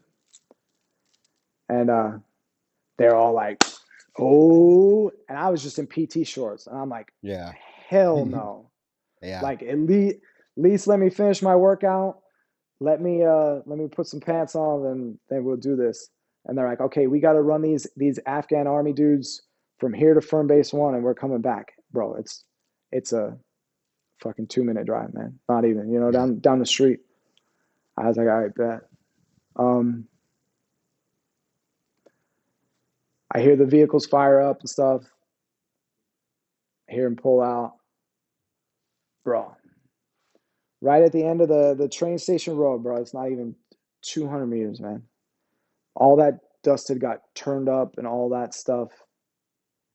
And they dropped 2 Iranian speed bump landmines right there. So TJ rolled out. They rolled out. I can't explain the fucking sound, man. But when you know, like, when you've seen or you heard someone get blown up, do you know what I mean? If it misses, it's just like the whole, like, loud shit and all that stuff. When it hits, it's a rip. Like, there's a rip sound. Like, I heard it, like a rip. Like, the sound was just bro. I ran into the top, and I could hear it calling up, like, fuck. And dog, it's 150 meters from where the position right where I'm fucking standing. You know what I mean?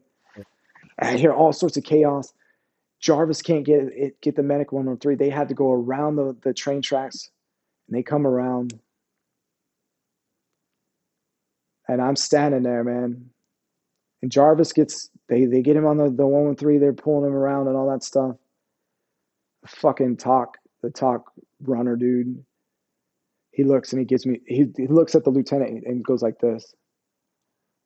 Bro, I just like, what the fuck?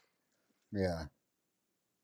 And I get my shit on and I run across the tracks to where they are, man. And the helicopter came, got him, and he had died. He had died right there. You know, the lieutenant that was in there was like, you know, he went out real quick. I'm like, fuck. All right. I ran over there. I saw Gomez, and Gomez is just fucking crying, bro. He said when it went off, the hatch was open, the commander's hatch, and it had broken off. So 400 pounds fell on Robinette's fucking head, smashed his face into the fucking turret, broke his nose, knocked him out. Yeah. So he's out cold. And Gomez, he's like, oh, I could just hear him fucking screaming, help, get me out, fucking help me. Gomez, get me. And Gomez said, he's like, bro, I'm strong. I couldn't get him out. I couldn't fucking get him out. The fucking floorboards, there's that drain plug underneath the driver's hatch. That shit had opened up because it like busted that shit open and smashed him like he was pinned in there, man. Yeah. And it superheated it. Like, so he's fucking burnt up. And Gomez was like, bro, I couldn't fucking get him. I was pulling as hard as I could. I couldn't fucking get him out. And he's just begging me, like, Gomez, please help me. Gomez.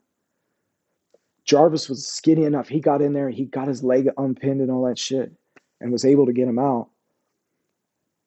But it's just too much, man. And Robinette had to go identify his body. He had to fly him to Al-Assad. I mean, he came back, bro. He was just crying, man. He's like, dude, I tried everything, man. And in my head, bro, I just start what if and like, fuck, man. If I would have just shut the fuck up, well, fuck, then it would have been me. I would have got knocked the fuck out.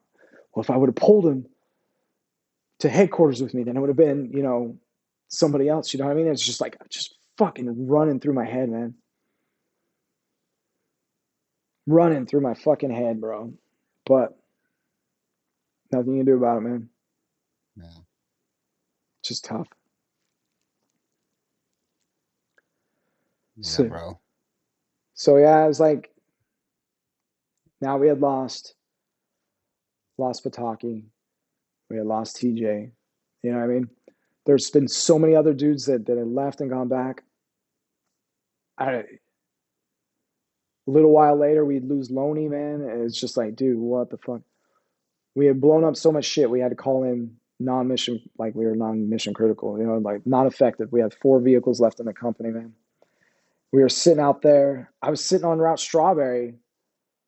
I was out there for 12 hours because, like I said, we blocked off all the shit. There was only one route in the city, and that was Strawberry. We looked down Strawberry and stuff. And the tanks were supposed to come replace me. We had a tank platoon that was attached to us, and they were up in Camp Hitt doing maintenance and shit.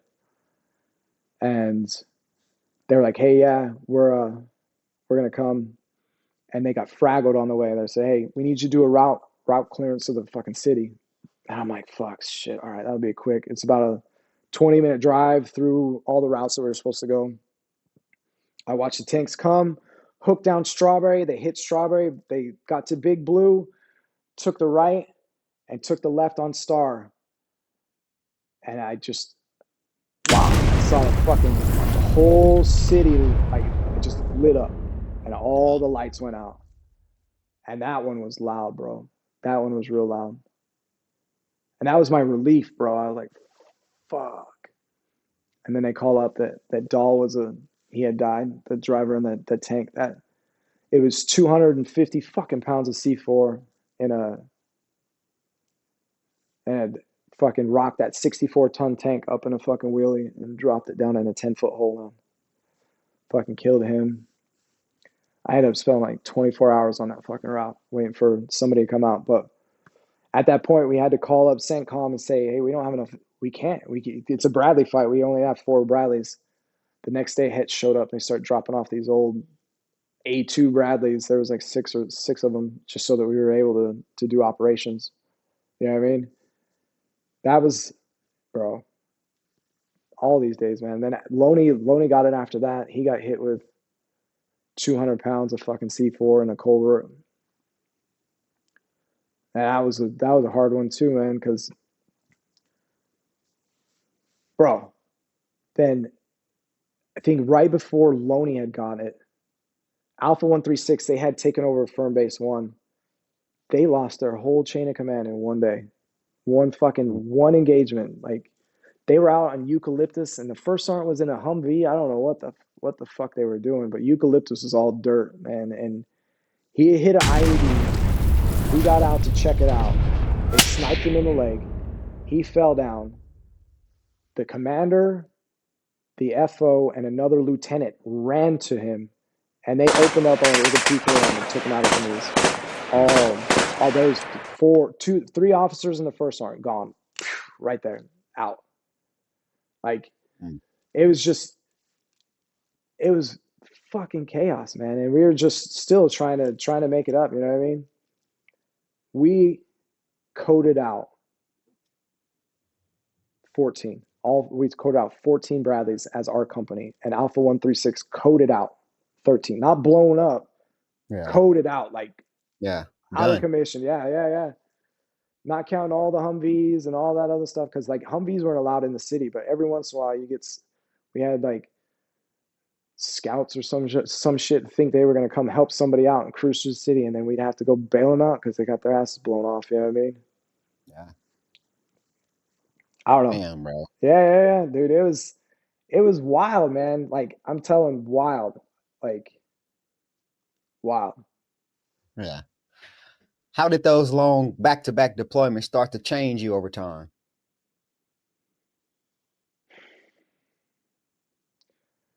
My memory started getting real fucked up, man. Like, I'm not gonna lie. Like, I'd call people, hang up the phone, forget I call them back. You know what I mean? I got blown up like 6 times, man. I've been shot at fucking who knows how many times. And it's just little things would set me off. You know what I mean? Like little things. And I was afraid of how mad I would get. You know what I mean? Right. The very first time that I like had a rage incident was in hit. It was like while I was on that Force Pro on that first time, man. I was sitting there and the lieutenant was trying to get my attention. I was looking right at him because, bro, we rolled at the pop-up, man. I looked at Iraq through a spot right here. The commander's hatch popped up like this, and there was a gap between the Pope glass, the bottom of the Pope glass, and the bottom periscope. That's what I rolled through. That's what I saw Iraq through. Because if you open that hatch up, they'd start chucking grenades in. So we had to roll at the pop-up. And I was looking at him. I was like, this motherfucker, what's he? And he bends down. He's like, hey, blah, blah, blah. I'm like, what the hell does he want from me? You know what I mean? Because he's on the ground next to me, and he was just yelling and being stupid and shit. He picks up a piece of cement, and he fucking chucks it, and it hits ISU and busts all in my face. And I'm like, I just remember saying, you just threw a fucking rock at me. He goes, yeah. Motherfucking mutt! You fucking piece of shit! And yeah. My gunner he said, I ain't never seen anything like that. He had me by my belt, hold me down, because I was coming out the turret. I was saying every cuss word I knew. I was spitting. I was like, bro, I'm going to fucking kill you. And I don't remember it. I remember kind of coming to. I'm sitting in the back of the Bradley smoking a cigarette. And I'm like, oh, what the fuck just happened? Yeah. And Marty was like, bro, there's some demons in there, man. I ain't never seen no shit like that before. Like, and I was like, so I was afraid. I got like scared that I would lose my temper because I just like, I go to this place, bro. And like, I was afraid. So like I tried to say, and then I'd broken my elbow. So I'm all fucked up on painkillers. I was hooked on painkillers for a while, trying to numb shit all the time. When you can come back, you can drink. I was drinking all the time. I don't know, just whatever I could do to not let that out. Do you know what I mean? Like to try to keep that shit in. Like we would just stuff it down. Like just keep stuffing it put it down in a duffel bag, push it down as far as you can, deal with it later. And then like little shit would make that shit bubble out, man. You know what I mean? Did the deployment start to feel more like home than being back in the States? Yeah, man. Yeah.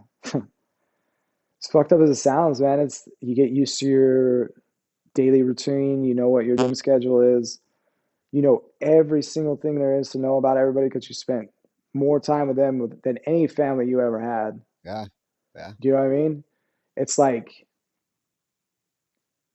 then you come home and that shit ain't there. You know what I mean? Like you by yourself. It's just you and somebody else, or you and your wife or whatever, and you can't relate. Like you can't. can't let too much out either. You know what I mean? So it gets like, I probably said, you just don't understand probably fucking 10,000 times. You just don't fucking understand, man. To my ex-wife, like, you just don't fucking understand. Like, it's just different, man. Yeah, 100%. Every time at the end of those deployments, you have those dudes too. They would just like try to volunteer to stay on with the next unit. Every time there's a handful of them, just like, no, I don't want to go back and deal with that shit. You know, I think everyone's like, what, how the fuck? That's crazy. You don't want to go home. Like, nah, man, I'm good here. I got it. I'm good here. You know, I was never one of them. I never volunteered to stay on with another unit, but I could understand when dudes did, though. Yeah.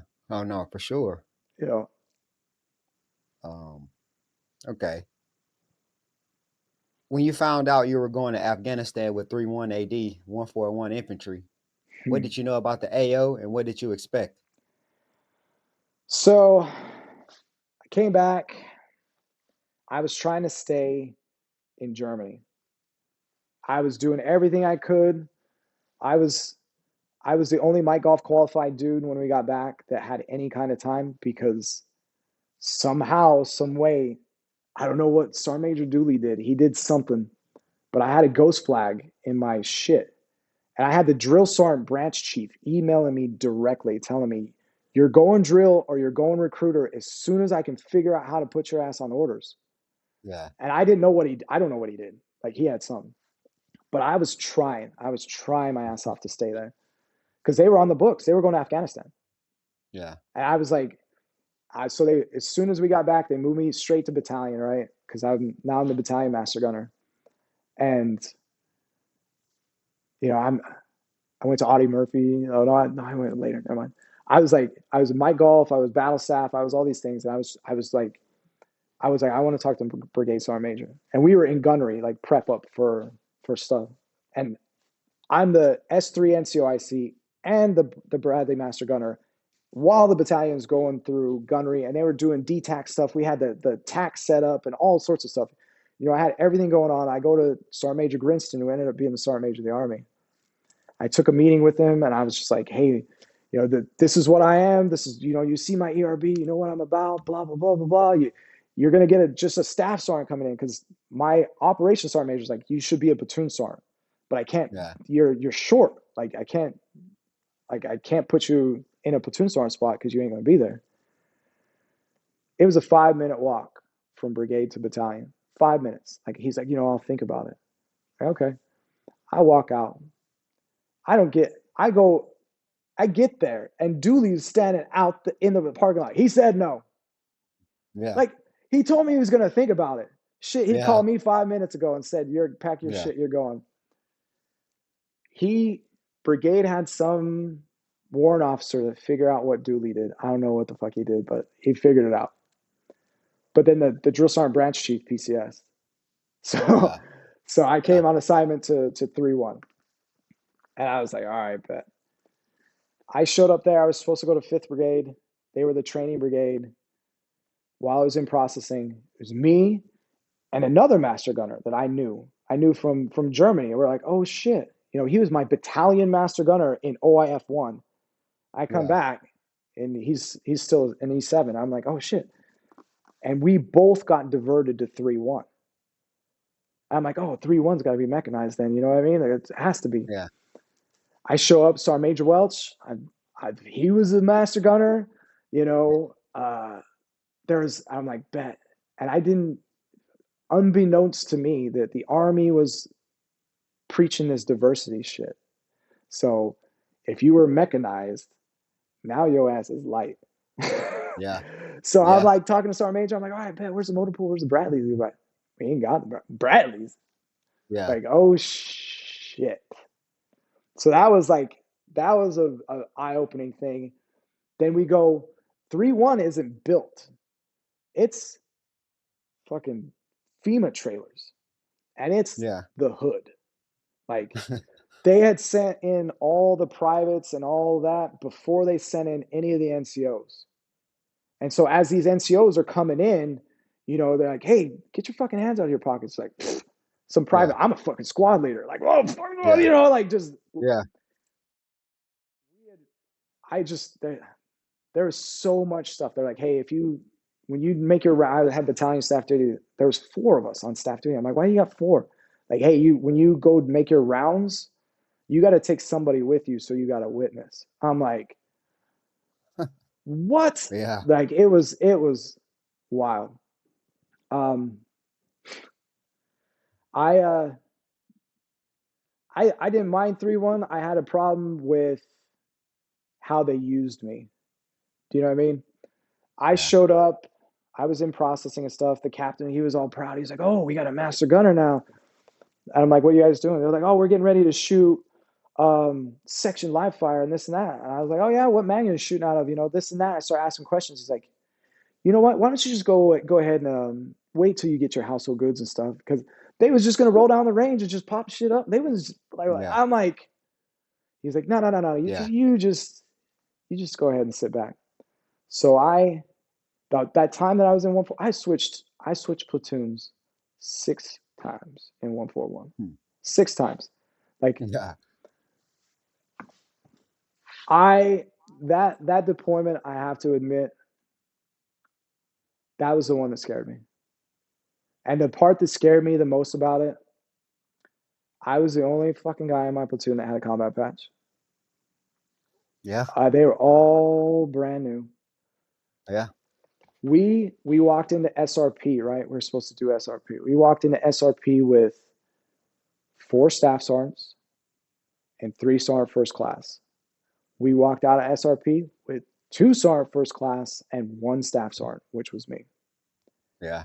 All the rest of them were like, mental health. Nope, can't do it. You know, and that was like, oh shit, what am I getting myself into? So it was like,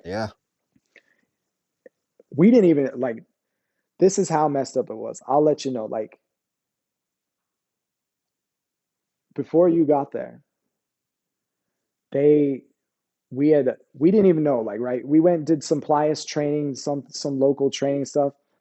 We didn't even know we was going to NTC. Nobody told us. We rolled in the gate and they said, don't put fuel in. I said, what? I said, yeah, we're railheading on next week. Don't fuel up the vehicles. You got to be under a half a tank. And I'm like, railheading to where? NTC. And I went, oh, shit. Yeah. So it was like, yo, we're going. Okay, so here's the most messed up thing I saw the whole time, man. And I've asked other people, and nobody's ever seen anything like this.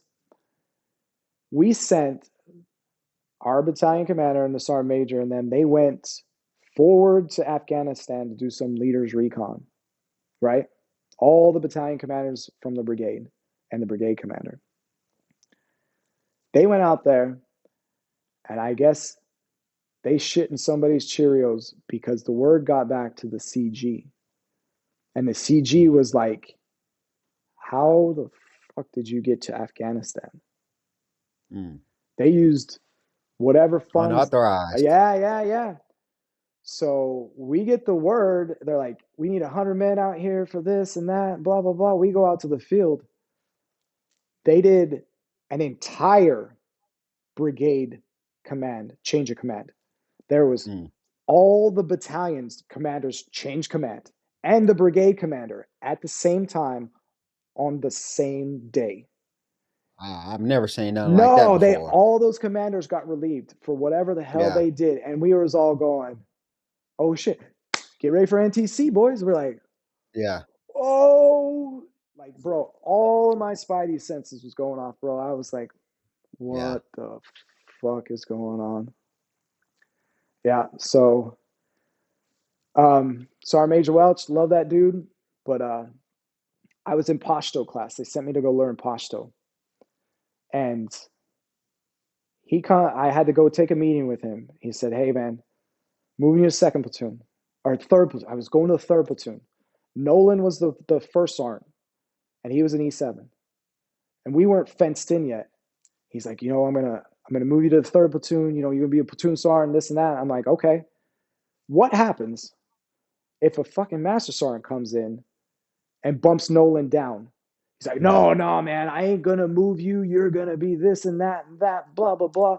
The second we were fenced in, the fucking day that we were fenced in, First Sergeant McKay was on the fucking games roster. Yeah. You know what I mean? I'm like, Yeah. and Nolan's coming to 3rd platoon to be a platoon sergeant. So I was like, I went from a section leader in 4th platoon to now a platoon sergeant in the 3rd platoon. Now I'm a section leader in 3rd platoon. Then Santiana had all the complications with the wife.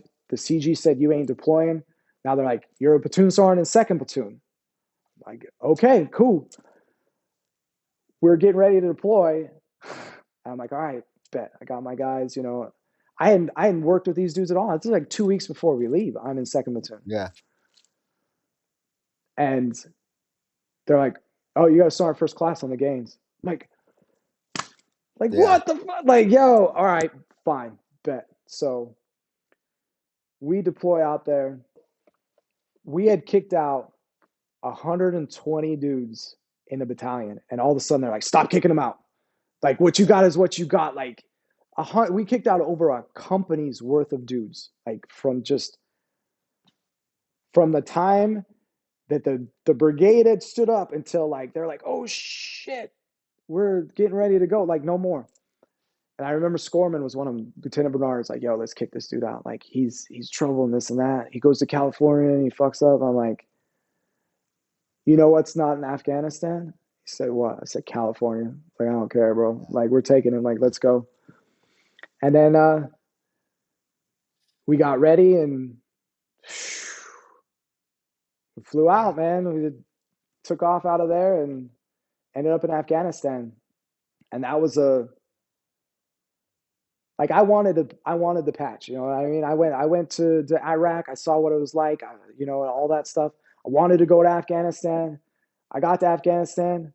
I didn't want to be in Afghanistan, bro. Oh yeah, you weren't ready for that. No. You weren't ready for that, for No, sure. man. I was like, these dudes are running around at brigade like with their tails between their legs and shit. Like, we get messed up all the time and this and that. And I'm like, oh, here we go again, man. Like, when am I gonna get just a chill ass deployment? Yeah. Okay. How was the feeling different landing in Afghanistan compared to the first time landing in Iraq? Bro, so we get out there and there's tents, man, and we can hear like dudes getting like the rockets and mortars going off, and everybody's running around and like all scared and stuff. But I was already used to that shit. Like, those sirens go off and all them dudes run, and I'd be like, fuck, man. Like, whatever, you know. I didn't think too much of it. I was still all the way in my head about, you know what I mean? Because we were out in the desert in El Paso getting ready for it. Because there had been some, like, Nolan was in Afghanistan before, and he's like, look, man, it's gunfight, man. It's a wild, wild west out there. And I was grateful that I came up as a private back pre-war. Because a lot of that stuff, like those old battle drills, the old stuff, that like stand to and all that stuff, that's like, they were fighting that way. And like, we could not take that conventional, like the Iraq war kind of thing into it. Yeah. Do you know what I mean? Like, we had to be completely moving in a wedge, like doing all this other stuff. Like, you had to know how to fire and maneuver, like all that shit. Yeah. And I was just grateful for that, because I was able to train my boys up on all that stuff, support by fire, how to do all these things, fire command, like all that stuff. Do you know what I mean? Yeah. And I was, you know, we were seeing the boneyards and all that shit. I got to Altamar, and Altamar threw me off, man, because Altamar, nothing happened. Yeah. Do you know what I mean? And I knew why nothing happened. You know why nothing happened? Because all the big wigs that in the Taliban, they all lived there. Do you know what I mean? It was just like in HIT. There was a section in HIT. Hey, shut up. There was a sector in HIT where like nothing happened. It was just to the west of Firm Base 1, and that's where all the nice houses and stuff were. I was like, that's where they all live. They live right there. They come over here and shit in these guys' backyards, but they live here. You know what I mean? And we knew that, but nothing ever happened. They never did nothing out there. But as soon as you get a click outside of Altamar, you know, It was on, What's you know. up? Yeah. Click out of sight of any of them cops. Not even shit. You can even get 500 meters out of some of them cops. That's their security bubble was so small. You know what I mean? Yeah. Okay. Talk to me about Roadhouse. Ugh. What was that base? What was that base? And what did it look like the first time you rode in? Oh man, Roadhouse was an old Colot wall. It was like dirt wall with a truck in the front and a truck in the back. It was a big bunker that everybody slept in. We burned our shit. We had some Afghans there with us. There was no showers. There was none of that shit. I didn't shower for 63 days, man. 63 days out there. Like we were just, I mean, some cats were coming out there for their glory. You know what I mean? There was a couple of dudes out there. One of them was in charge of everybody Mm-hmm. that showed up and said all this stuff about how he was a gangster and he was going to kill things and all that stuff, and walked out to a Ladakale, got his ass shot off, and then hid his ass in the talk and never came out again. Yeah. Do you know what I mean? Yeah. There was a Yeah. few of them out there, but we had to go out there and gunfight every day and stuff. And my first time going out to Roadhouse, man, we were with those dudes trying to do the relief, right? And we had drove out there and we had Iraqis with us and or the Afghans, I keep saying Iraq. The Afghans with us.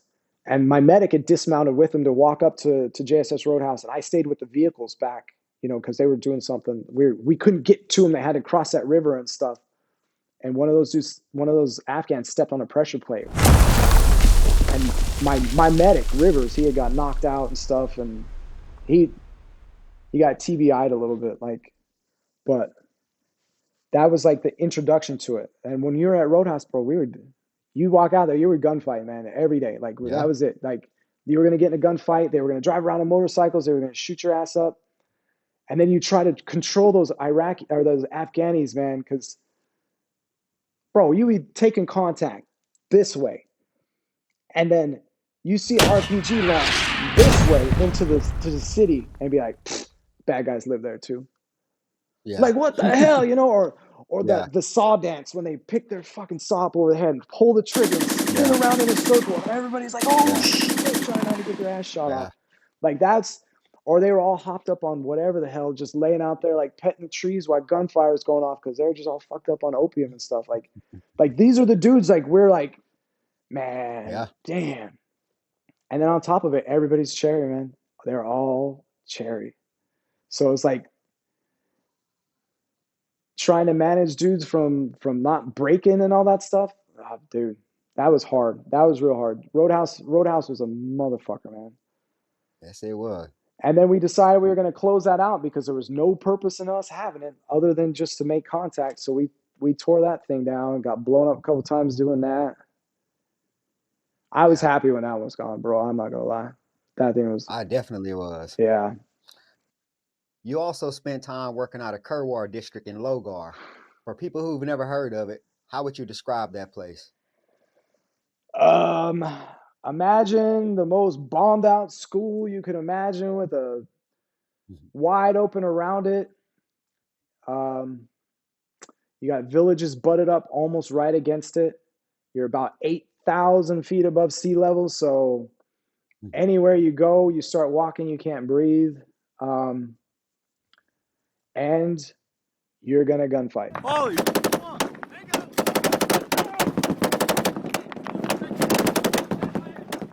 Like, that's like those civil affairs dudes came out that one time, man. I laughed my ass off.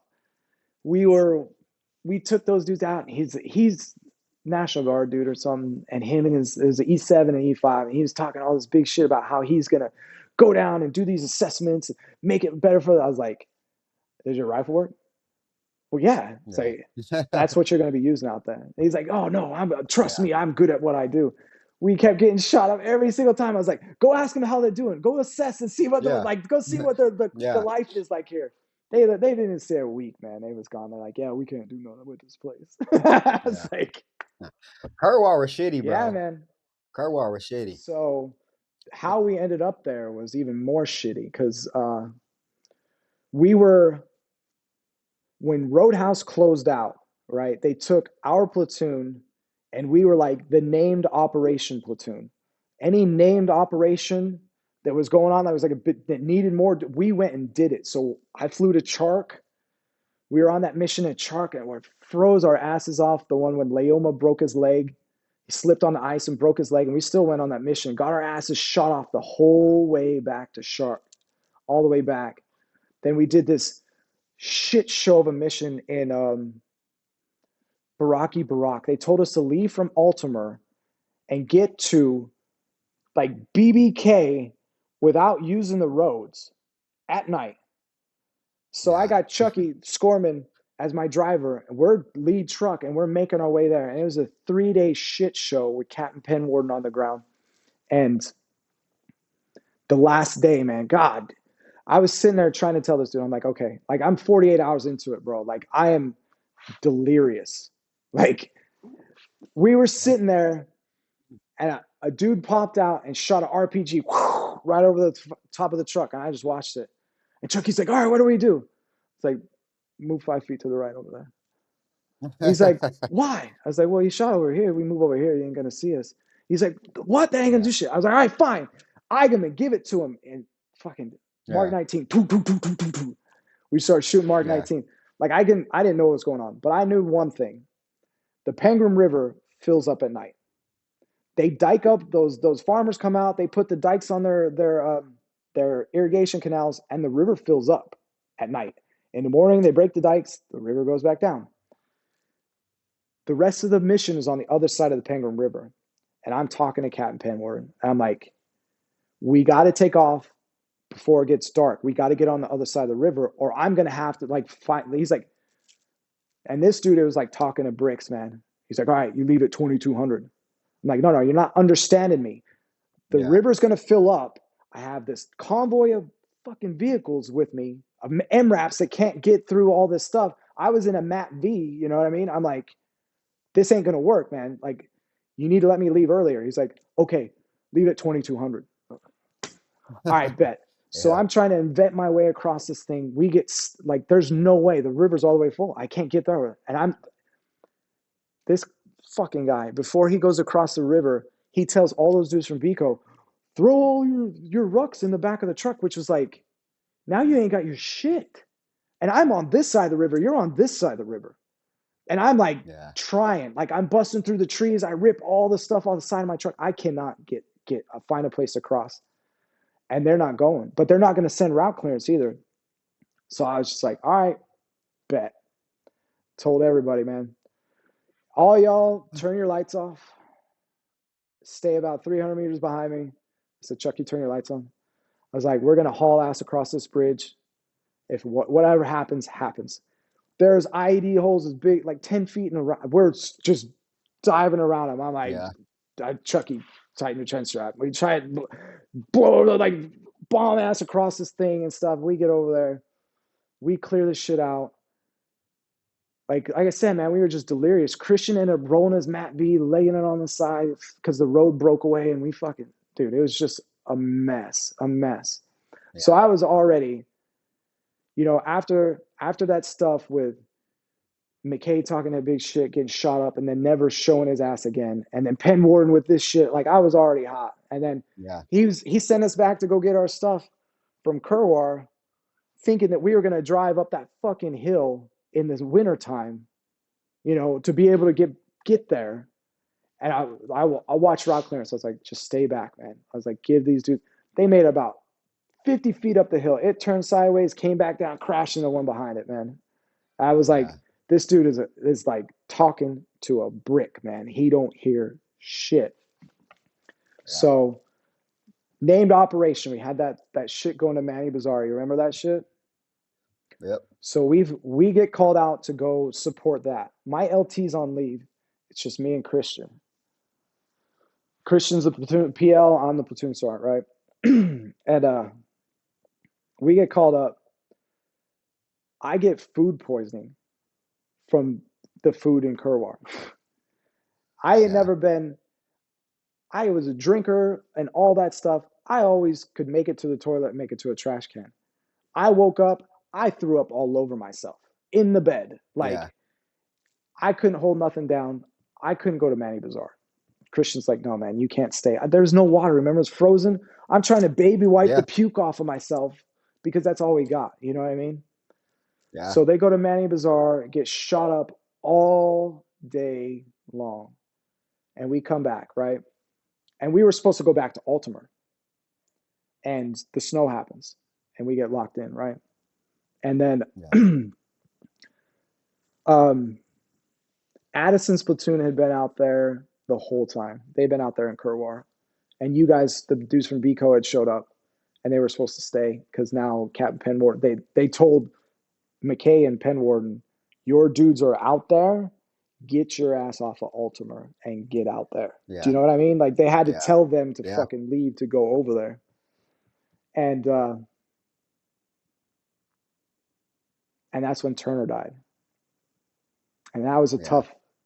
tough deal, man, because, bro, they kept telling us, like, we're going to fly back as soon as the air clears because the air's red. We can't go. Like, nobody can patrol. It's snowing like a motherfucker, man. And I was in the MWR. Like, I had walked by. I saw Perez and I saw Turner and I saw Delsa. They were just chopping it up at the fucking front door, whatever, because you had that one position was like a team leader that sat at the front door or whatever. And I'm sitting there on the computer doing whatever. XO Lieutenant Ward's next to me, man. And we're right, like, the MWR is right next to it. A War got up and he walked out because they called him over the speaker to go to the talk or whatever. He walks up and he walks out. And I hear, what the fuck? And I don't know what. Like, it knocks me out the chair. Everybody's fucked up. I thought that either they got a round in or they S-vested us or something. And I run out there. Turner's on the ground. Delsid's on the ground. Perez is on the ground. Like, we can't see from all the dust. I'm like, we just got attacked. I run upstairs. I tell all my boys, put your fucking kit on. Don't come downstairs. Stay right here until I come get you. I'm sitting there on the stoop and I'm watching them work on Turner. And I'm like, because it didn't look bad, man. I'm telling you, it didn't look bad at first. It didn't. And medics are doing their fucking thing. And when they fucking rolled him, bro, I saw that fucking hole, man. It was like 2 fists in his back. Like, because Perez had fucking shot him with the law, man. We had those laws, right? We had those expended ones that we had shot. Yeah. And you could, he had mistaken a fucking live one for an expended one. And Turner was asking him about it because Perez was a fucking team leader. And Perez extended that motherfucker out and shot him from 5 fucking feet. The round didn't go off because it didn't have enough time of flight to go off, but he fucking hit Turner right in the fucking middle of his chest, man. Bro, when they rolled him and I saw that shit, and because a warhead came out and he was like, yo, that motherfucker shot that motherfucker with the law. And that's when we knew what was going on, because he had gotten fucked up too, because he was right there. The back blast hit the wall, hit Perez in the back of the head, knocked him out. Delsid was right there. He got blown out the fucking door. They kept him alive for a bit, man. Like, they were doing everything they could, man. Them medics, they were good, bro. They kept him alive until the helicopter. He died on the helicopter on the way out, man. That was a fucking hard one, bro, because we were like, oh shit. And after that, Colonel Kinsey and them said, hey, Addison and his boys have been through too much, man. You guys ain't going back. You guys are staying. And that was like, oh shit, man. That's when we were like, fuck, man. And there was just 2 of us. Like, your platoon, my platoon. Yeah. That was it. It was like, and we were a Delta platoon. We didn't even have that many dudes. It was like, oh shit.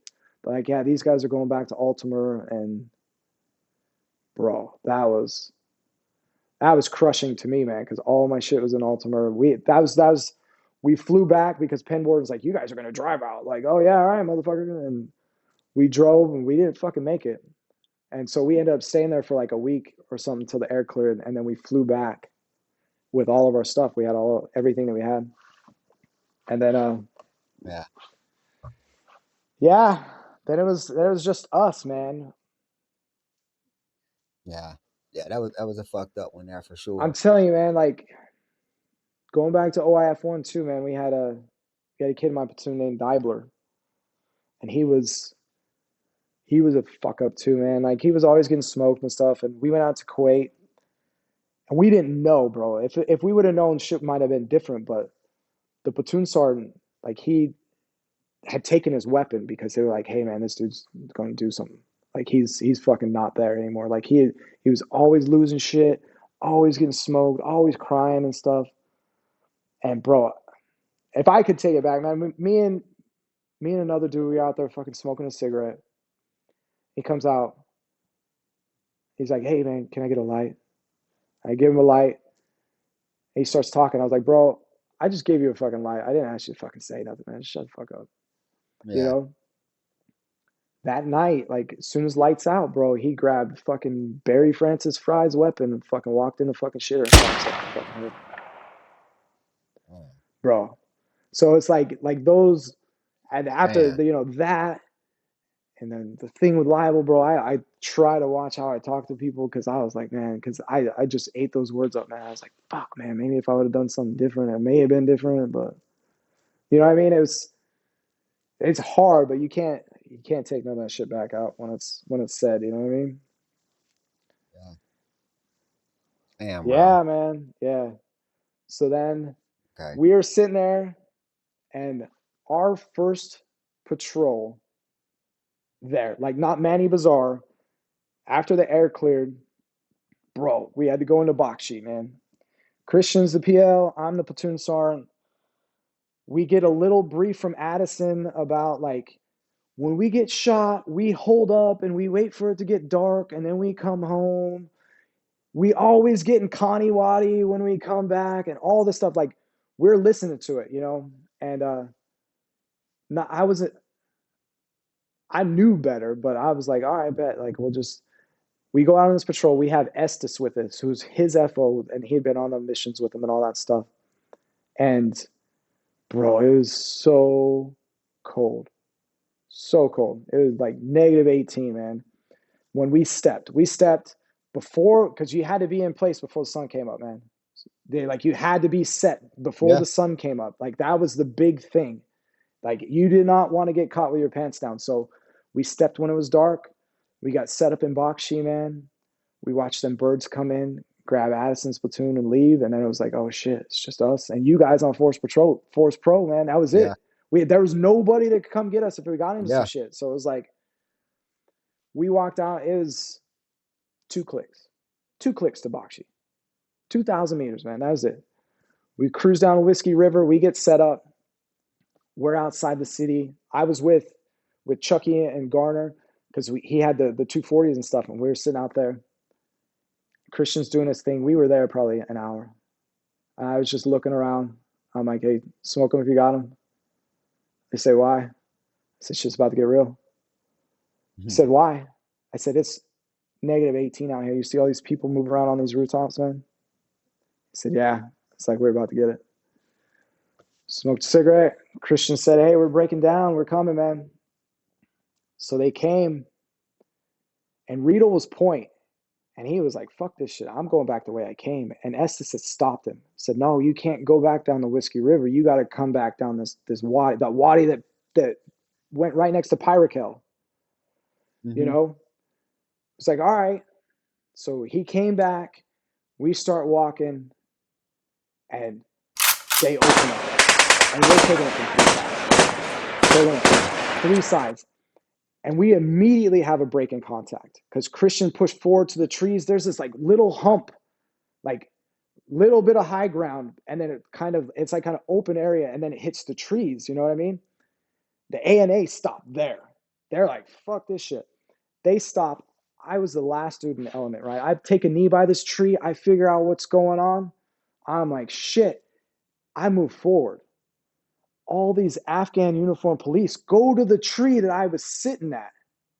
And they all hunker down there. I move forward because I got my guns. I got my 240. I'm like, I'm about to give it to them. Bro, they fire this fucking recoilless round. And that thing, I'm not even fucking lying, took all the sound out of everywhere. It was the loudest fucking thing I've ever heard. And everybody turned around and looked at me and said, "Holy Jesus. What is that? What the fuck is that?" I said, "That's outgoing. Give me fucking 240s. I need a 203s going." The second round comes in.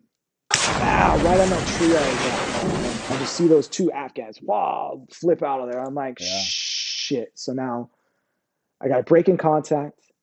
I got dudes volley firing fucking recoilless rounds at me. And now I got 2 casualties on top of it. I walk back there to him. Dude's fucking heads flipped off. The other guy's got meat hanging out everywhere. I have, I got a pull-less litter, man. I throw it to him. I was like, you carry your own, man. I gave it to them. And I call Christian on the radio. I'm like, Chris, are you moving? And he's like, yeah. I was like, you gotta fucking stop, man. I'm not moving. And he went, oh shit. I pulled forward, man, and they had eyes right on that fucking road because I popped my head up. Woo! You know when the fucking snap happens before you hear the wind? Yeah. It's close, bro. And they're putting rounds, the PKM rounds are going right there. And I'm fucking losing my shit now. I'm like, all right. Christian I tell him we got these casualties. They're up there working the 9 line. Fucking Nastari, bro. Nastari saved my ass, bro. I'm not gonna lie. Call Nastari on SOG. I said, fire Connie Hill. I'm pinned the fuck down. Fire Connie Hill. He's like, bet. He calls up the mortar dudes. They swing the 120. Fucking boom. I hear the fucking rounds come in. I said, wait for it. Once the rounds come, I have all these Afghans like right there. Boom. I just start shoving. Go. Because I could get a break in fire. Then stop. Repeat. Boom. Round comes in. I'm able to get everybody over the fucking hill and link up with Christian. The birds check on station, man. Christian's talking to them. My Afghans, because their radios are the Taliban radios. Yeah. They talk to each other back and forth. And they're telling me they're going to shoot the fucking helicopter down. And I'm like, bro, whatever we get, like, we just start shooting everything we got. Just try to get them to fucking stop, man. Yeah. Christian throws the smoke. It fucking, bro. He throws it in the waist deep snow, man. It starts turning the snow fucking bubbling green. He's got to run out there and pick it up and throw it again. Like, while the rounds are going off and they're just giving everything out. The Apaches are shooting 30 Mike. Like, bro, it was chaos. He throws the smoke again. They see it. Bro, this Blackhawk pilot comes in, like, glides right now next to Pirate Kill, lands that thing. We throw these dudes on. Whew, they're gone. Yeah. Battalion is fucking furious. They're like pulling your air assets. You fired artillery without proper ground clearance. Blah, blah, blah, blah, blah, blah, blah. Oh, fuck, we're on our own. Yeah. I tell Christian, I'm like, bro, go down. There's that hill at the end of, I don't remember what the name, I think it was Connie, that one hill at the top. I was like, run down there, set up. I'm going to sit here so we don't get shot in the ass. Yeah. It was me, Cap, and Gulo, and I think I had somebody else with me. I don't remember. Bro, it was quiet as fuck, man. All the rounds stopped. You know what I mean? Christians moved out, and it's just us. And there's people moving everywhere. And I'm like, if you see a weapon, fucking put him down. Yeah. Cap. So Cap was the first dude to go on leave, or he went on leave. And then when he came back, Obama said, every brigade out there loses 1,000 troops. So they didn't know what to do. He got stuck in Kuwait on his way back. He was out there. Yeah. I did too. 28 days just eating Burger King and chilling. And he was already a big kid as it was. He came back double stuffed. You know what I mean? And this is his first fucking patrol. And I'm calling Chris, are you set? He's like, no, man, I'm still moving. I'm like, dang. Christian, are you set? He's like, no, man, I'm still moving. Yeah. All right, I'm set. I looked at Cap dead in his fucking face, man. And I said, All right, Cap, there's one fucking speed and it's mine. You keep up or you get your fucking head cut off and we'll see you on Al Jazeera. Yeah. Nobody's carrying your shit. Nobody's feeling sorry for you. And Gula goes, yeah. Yeah. I'm Yeah. like, all right. Yeah. We moved out, man. We fucking start beating feet down there and we're moving, man. I was coming up the hill. They're set up on top. I'm coming up. I get about 3/4 of the way up the hill and we start taking it this way. And the A&A Death Blossom out. And we're like, I just snow angeled, man, just laying there. Yeah. Calling Rito, like, Yeah. tell him to fucking stop because I got rounds coming this way and Yeah. I got rounds coming this way. And I'm like, bro, Yeah. they finally get him to stop. We run up on top of the hill and we're like, all right, let's just get the fuck out of here because the towers can't support us because we're in between them and that. I'm like, let's just get to Ashney. We come down off the hill. And these dudes at the bottom had came around and just because they knew where we were going. They knew where we were going back to. Yeah. And they waited for us to come off that hill and come in the open area, bro. We had the 400-meter dash for your life under full kit and under full fire, just running. I was shooting my M4, just running, like laughing at Cap like the whole time. Like, bro, you gonna run, motherfucker? Yeah. Yeah. Yeah. I remember that day for Oh, bro. sure. We get to Ashney and I hear the 50 cows and the Mark 19 start going off, man. I'm like, oh, fucking finally made it. Get up in, we get our head count. We got everybody except for the 2 dudes that got evac'd out. I remember just laying there on the basketball court in front of the company by all those Hesco berries. I was just smoking a fucking cigarette. Just thinking about what the hell just happened. I was like, I can't fucking believe that. And I walked in the building. Cam Penward was standing there. He's like, that's a good job. And I fucking shoulder checked him. Wow. The fuck would you know about anything? This is all your fucking fault, motherfucker. And I just start fucking yelling at him. Fuck this shit. The medics had a kiddie pool full of water. Because, bro, Christian got frostbite on his fingers, man. They told us, take your boots off. I took my fucking boots off, man. My feet were hard as wood, man. I'm not even gonna lie. Like hard as wood. And I'm like, oh no. I put them in that pool.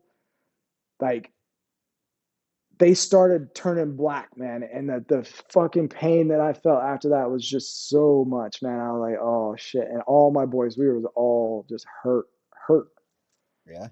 Bro. That was, after that, they took Penward and McCabe both gone. That after Turner happened, and then they were sitting, him and the FSO were right next to Nastari while we were processing that fire, and they never said a fucking word about clearing ground, none of that stuff, you know. Yeah. And they both he got relief for that. And then after that, remember something else happened though with that. Remember all the NCOs in the company had a mutiny against the first sergeant CO. So that came later. We had Taguba and we had Seta, right? They came in, right? Okay. Yeah. That's right. That's right. Yep. Yeah. And so Christian was supposed to go on that, like they replaced that A&A command and they brought in like 4 fucking platoons. And Christian was the patrol platoon. And they were like kicking out 5 and 6 patrols a day. You know what I mean? And they were decoys. So they only had like 20 dudes. And they were broke the fuck off. And Christian went over there. I didn't know any of this. Like this all happened afterwards. You guys came to me and I just had to be the bearer of bad news. Christian, like 2:00 in the morning, he went over. The A&A dude's like, or the Afghan dude's like, I'm tired, man. Let's just cancel this patrol. He's like, bet. And he went and laid his boys down. Taguba walked over there, talked to 2 Afghans. They said, we didn't do it. The Americans did. And him and the first sergeant walked over and told Christian, pack your shit. You're fucking done. Yeah. So we're supposed to patrol. We're supposed to patrol. I'm in my little hooch with all the squad leaders and stuff. Like I'm putting my stuff on. I slide my curtain back. And Nastari and all the NCOs stand there. Said, we ain't going on patrol. I was like, oh shit. What's going on? And they told me, they said, they just relieved Christian. And if they're gonna do that to a sergeant first class, then what the fuck am I as a staff sergeant? Like, fuck this shit. Like, yo, they didn't even ask an American what happened. They just relieved him. So I bet. I walked to the talk. Yeah. I walked to the talk and said into Goober there. I was like, "We're not going on patrol." I said, "What? Yeah. What the fuck's going on?" I said, "My boys, they're not going to patrol." And Seta said, "What are they, cowards?" I said, "That's your one freebie. You only get that word one fucking time because I don't even know what your fucking kit looks like. I've never even seen you put the fucking thing on. So when you throw that fucking word around here," I told him, it's like, you guys haven't even spoken to these fucking dudes. You haven't done anything. Yeah. They're not going to patrol for you. They'll patrol for me. He's like, "Well, Sergeant, you go out there and you tell them to patrol." I was like, I ain't going to fucking do it. You're going to go fucking talk to them. So we had that sensing session in the MWR, and they told him, like, "First Sergeant, you never even put your fucking kit on." I would just sit back laughing, like, "There you go, motherfucker." Oh, we were talking big shit. All of it. "Sir, after every operation, you go fucking lay up in your hooch for 3 fucking days. Nobody sees you. We got to fucking beat them streets every fucking day. Like, fuck you." Yeah. I remember that. Like, yo. Yeah. So I got labeled the fucking ringleader of the good old boys club. Yeah. And they fucking said, because we shot up that one tractor, right? That dude's tractor, when they kept using it for resupply, and they kept using all that firefight, and we shot it up. They're like, he didn't have the balls to tell me what was going on. He's like, "Hey, you got to go back to battalion. You got to go to Page and train." So, all right, but because I thought it was because I had done it before, right? So I left. I didn't know what was going on. I land there. Lieutenant of War's on the phone with him, and he's like, "You tell that motherfucker he ain't coming back until he gets this and that." Blah blah. It was going to be 2 weeks. 2 weeks, and it was because Nastari had already got into some trouble with that interpreter. They knew they had him by the balls, so they wanted me out of there. I had to sit up there at brigade so I can draw this money. Nobody even came and picked it up. I didn't pay nobody, but they just needed to get me out of there, away from y'all. Yeah. Just so that they could, I don't know, do whatever the fuck they did, man. But yeah. Those were some good times. I remember that, bro. I had never seen anything a mutiny before, bro. Dog. I was like, yeah, I'm the one that's got to tell. Ah, shit. Yeah. All right, fine. Yeah. But we follow you and Christian anywhere, I know bro. that. I know that. And I told him that too. I was like, if I go out there and tell them to patrol, they'll patrol. He's like, "Go out there and tell them to patrol." I ain't patrolling for you either. Yeah. Sergeant Major showed up on the next thing, smoking out, cussed both of them motherfuckers out. "Who the fuck do you think you are replacing? You think you got the balls to replace one of my fucking platoon sergeants?" I'm like, that's my boy right fucking there. Like, hell yeah. Hell yeah. Like, this is a real Joe Rogan episode, bro. Real shit. Yeah. All right. So, okay. Over 4 combat deployments. 15 months, 14 months, 14 months, 11 months. 54 months, bro. What did that grind do to your sense of time and a normal life? Bro, I will tell you that you can only stuff so much shit down in the duffel bag, man. Like, you can only stuff down so much stuff before it blows the fuck up. You know what I mean? After it caught up. Like, I thought I was managing, bro. I thought I had things pretty well handled. You know, I had all my friends too. Like, "Man, you got shit together." Like, don't know how. Like, I just attributed it to my mental resilience or whatever it was. Do you know what I mean? I started doing my stuff to retire, right? And I was starting to get my thing ready for my VA claim. Let me back up a little.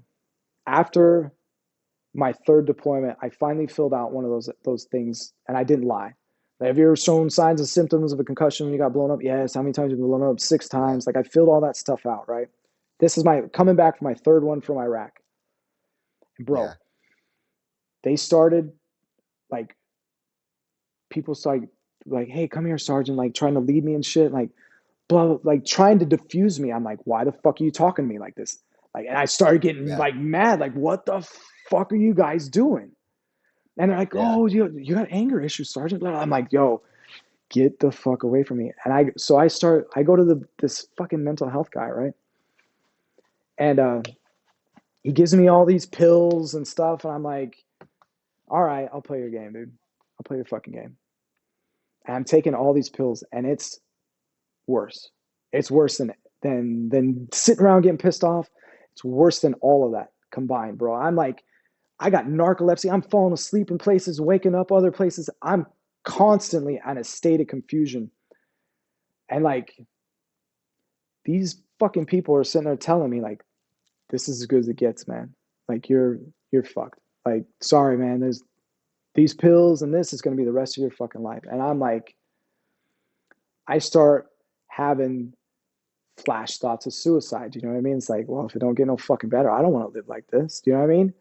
Like, and I like, fuck, man. And one morning I wake up, it's 3:00 in the morning. I'm sitting in my fucking underwear with the car running. I don't know if I came back from somewhere or if I just woke up when I started it. Like, I'm like, oh shit, this is a problem. I'm either going to do it on purpose or I'm going to do it on accident. Like, something's going to fucking happen. I bring this to my therapist, man. And I'm like, dude, I have a serious conflict with what the fuck is going on here. Like, and he's like, oh, well, big fat motherfucker too. You just adjust your levels and blah, blah, blah, blah. I'm like, you have no fucking idea. You have no fucking idea of what talking about what my brain goes through when I'm like, I don't fucking care. I'm telling you what I went through, and you're telling me, like, here's some pills. Like, no, that ain't it, man. So I stopped the pills. I stopped all that shit. I come back from Afghanistan. I was doing all my stuff to get to retire. This is what kind of fucked with my head, right? So when I was teaching ROTC, I was the only veteran on campus, and they had, like, the psych department was going to do this thing, right? And they're like, hey, would you like to volunteer for this PTSD thing? And I'm like, oh, sure. You got to do a thing to see if you got PTSD. And I filled that shit out. And they're like, yeah, man, you're fucked up. And I was like, Yeah. wait. So I went, like, that's like, these things are like clicking in my head now. I'm like, oh man. So I volunteer for this thing. I do this stuff. It don't help. It doesn't fucking help. You know what I mean? I go to behavioral health and all that stuff on my way out. I talked to my therapist one time, and I just tell her some shit, like some of the shit that I went through. And she was like, yo, you got to come talk to me. She's like, you got to keep coming back talking to me. She writes up her reports and all that stuff after I talk to her a few times. She tells me, she's like, you seem to have it. You're lying to yourself, and you seem to believe your lie that you got it all fucking together, that you're okay. She's like, mark my words. When it gets quiet, this shit is going to come back up, and it's going to fucking haunt you if you don't take care of it. And I'm like, yeah, whatever. I got this shit. I got this shit. I retire. While I'm on leave, like terminal leave, I get picked up to go contracting in Saudi Arabia in 2019. I retired in 19. So I go to Saudi. I'm still doing the job, man. I was doing my golf shit. I loved it. I was fucking with the guns. The Saudis, they weren't fucking worth a shit, but I liked just, being around the guns and doing that stuff. And COVID happened. And they locked the borders. Nobody in, nobody out. They didn't know what the fuck to do. They just locked us in. And now it's like they took my gym away. They took all that. And I was in my apartment. I'd leave my apartment for like 2 hours once a week to go get groceries. And that was it. Like, I was just sitting there stewing in this shit. Can't drink. Yeah. Can't, smoke weed. Can't do none. Just sitting there. And all that shit that she said, when you're going to hear a bump in the night. And bro, I was going through it like hard, man, hard. Yeah. And there was nowhere to run from it, because it was just it. I went from one contract to another. If you've ever been out there, I'll tell you, all those dudes that got coined as toxic leaders in the Army, they're all out there managing some shitty contract and fucking it all up. I promise you. Because they look really good on paper, but they're shit fucking human beings, and I promise you that. And that's what ran me off out there. That and the money started drying. So just the rats in the shit, man. They're following the money, and they'll stab you in the back. And I was like, man, I ain't gonna be a part of none of this shit. I was watching it. I was watching the managers, just dudes trying to get other dudes in trouble and all that stuff. And I just didn't want nothing to do with it. Came back from that. Then I tried to take this. I just needed a job, man. I got this job. It was end of the week, night shift supervisor of this warehouse, man. Running forklifts. I had a crew of forklifts. That's it. I told him, don't make it hard for me to work, man. I'll do whatever. I just need something to do. I didn't even make it through my 90 days of that shit before I got into an altercation because people look at you and think you're just a soldier. You're going to do what you're told, blah, blah, blah. And I had taken all these classes on food grade warehouses. And these people are telling me to do shit against the training that I know. I say, hey, man, no problem, bro. Write it up in a text. Send it to me in an email, and I'll do it. But this face-to-face, like, I ain't going to do it. Oh, you're going to do what I'm telling you, and you're going to fucking... And I said, all right, man. If you follow me out here on this dock in front, it'd be the last thing you're going to do with teeth in your head. I fucking promise you. And I called my wife, and I'm like, fuck, man, I just lost my job. So after that, we sold our house, sold all of our shit, kind of moved into a camper because that way, like, my expenses were low enough that I didn't have to work. And that's like when I started having fucking panic attacks. Yeah. So my daughter's birthday, right? We were supposed to do this. She had all these plans, like all these things she wanted to do for her birthday. And shit wasn't going the way it was planned. You know what I mean? And like all that stuff came out, man. One thought just sparked it all. And the whole world came crashing down around me, man. I was behind my camper. I had my hands over my ears. I'm saying, you're okay, you're okay, you're okay. 10,000 times, man. I was fucking sweating. I was fucking crying. And I just shaking. And I don't know like how long it took for me to come out of it, man. But I was just sitting there and I was like, oh, fuck, I would have given anything to make it stop. I was like, this is it, man. This is where all them boys die, man. This is where people fucking kill themselves, man. And I was just like, I was in it. I was fucking fully immersed in it. And I'm like, oh, shit.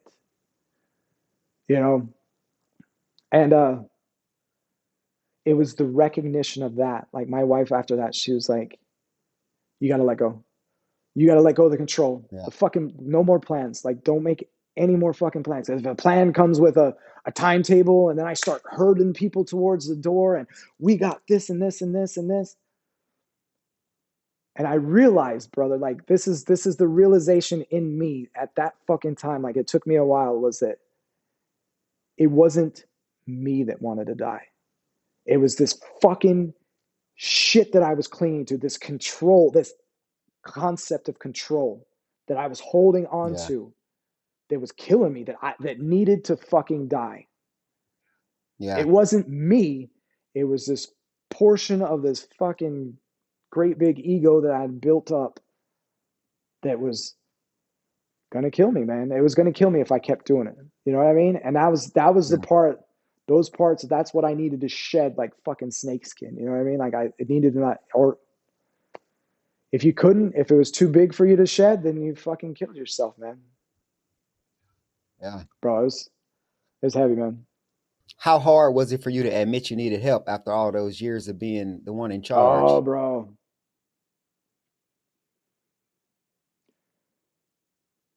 You know, whenever anybody would go to behavioral health and all that stuff in the beginning and stuff, it was always that they were weak, you know, they were this, they were that, they were the other thing.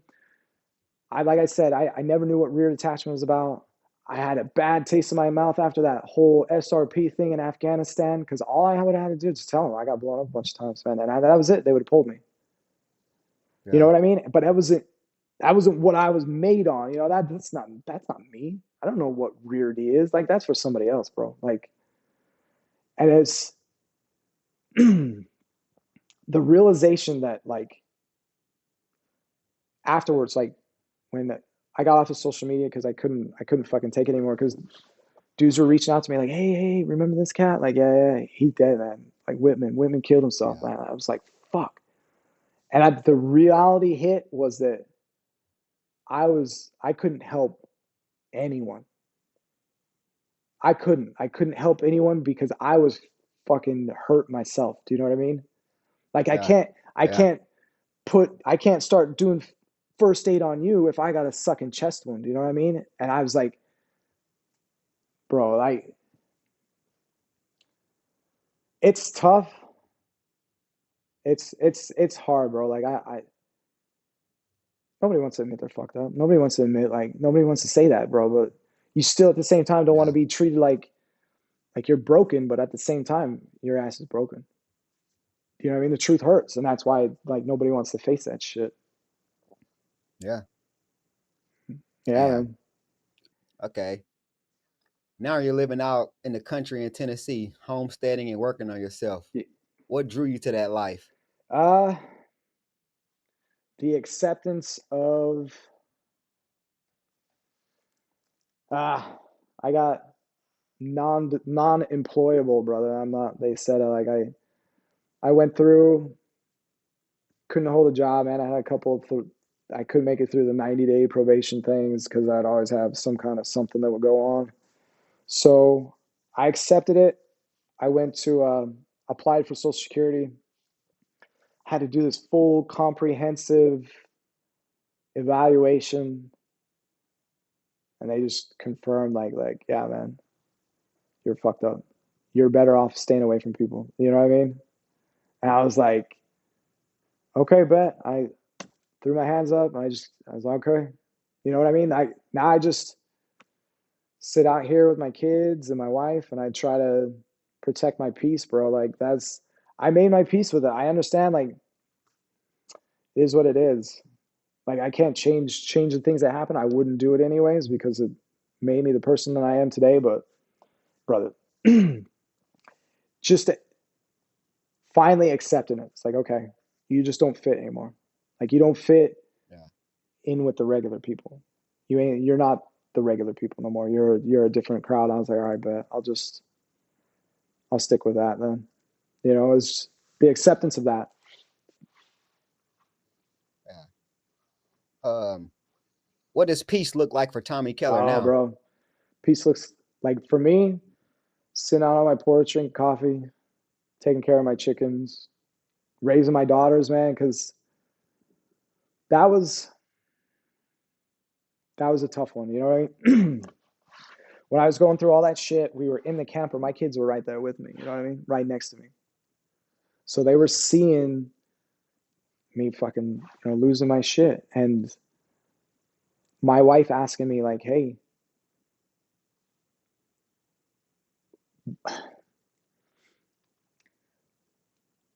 she asked me, like, it was pretty fucked up. But I mean, it was something that helped me. Like, would you want your daughters to marry a man like you?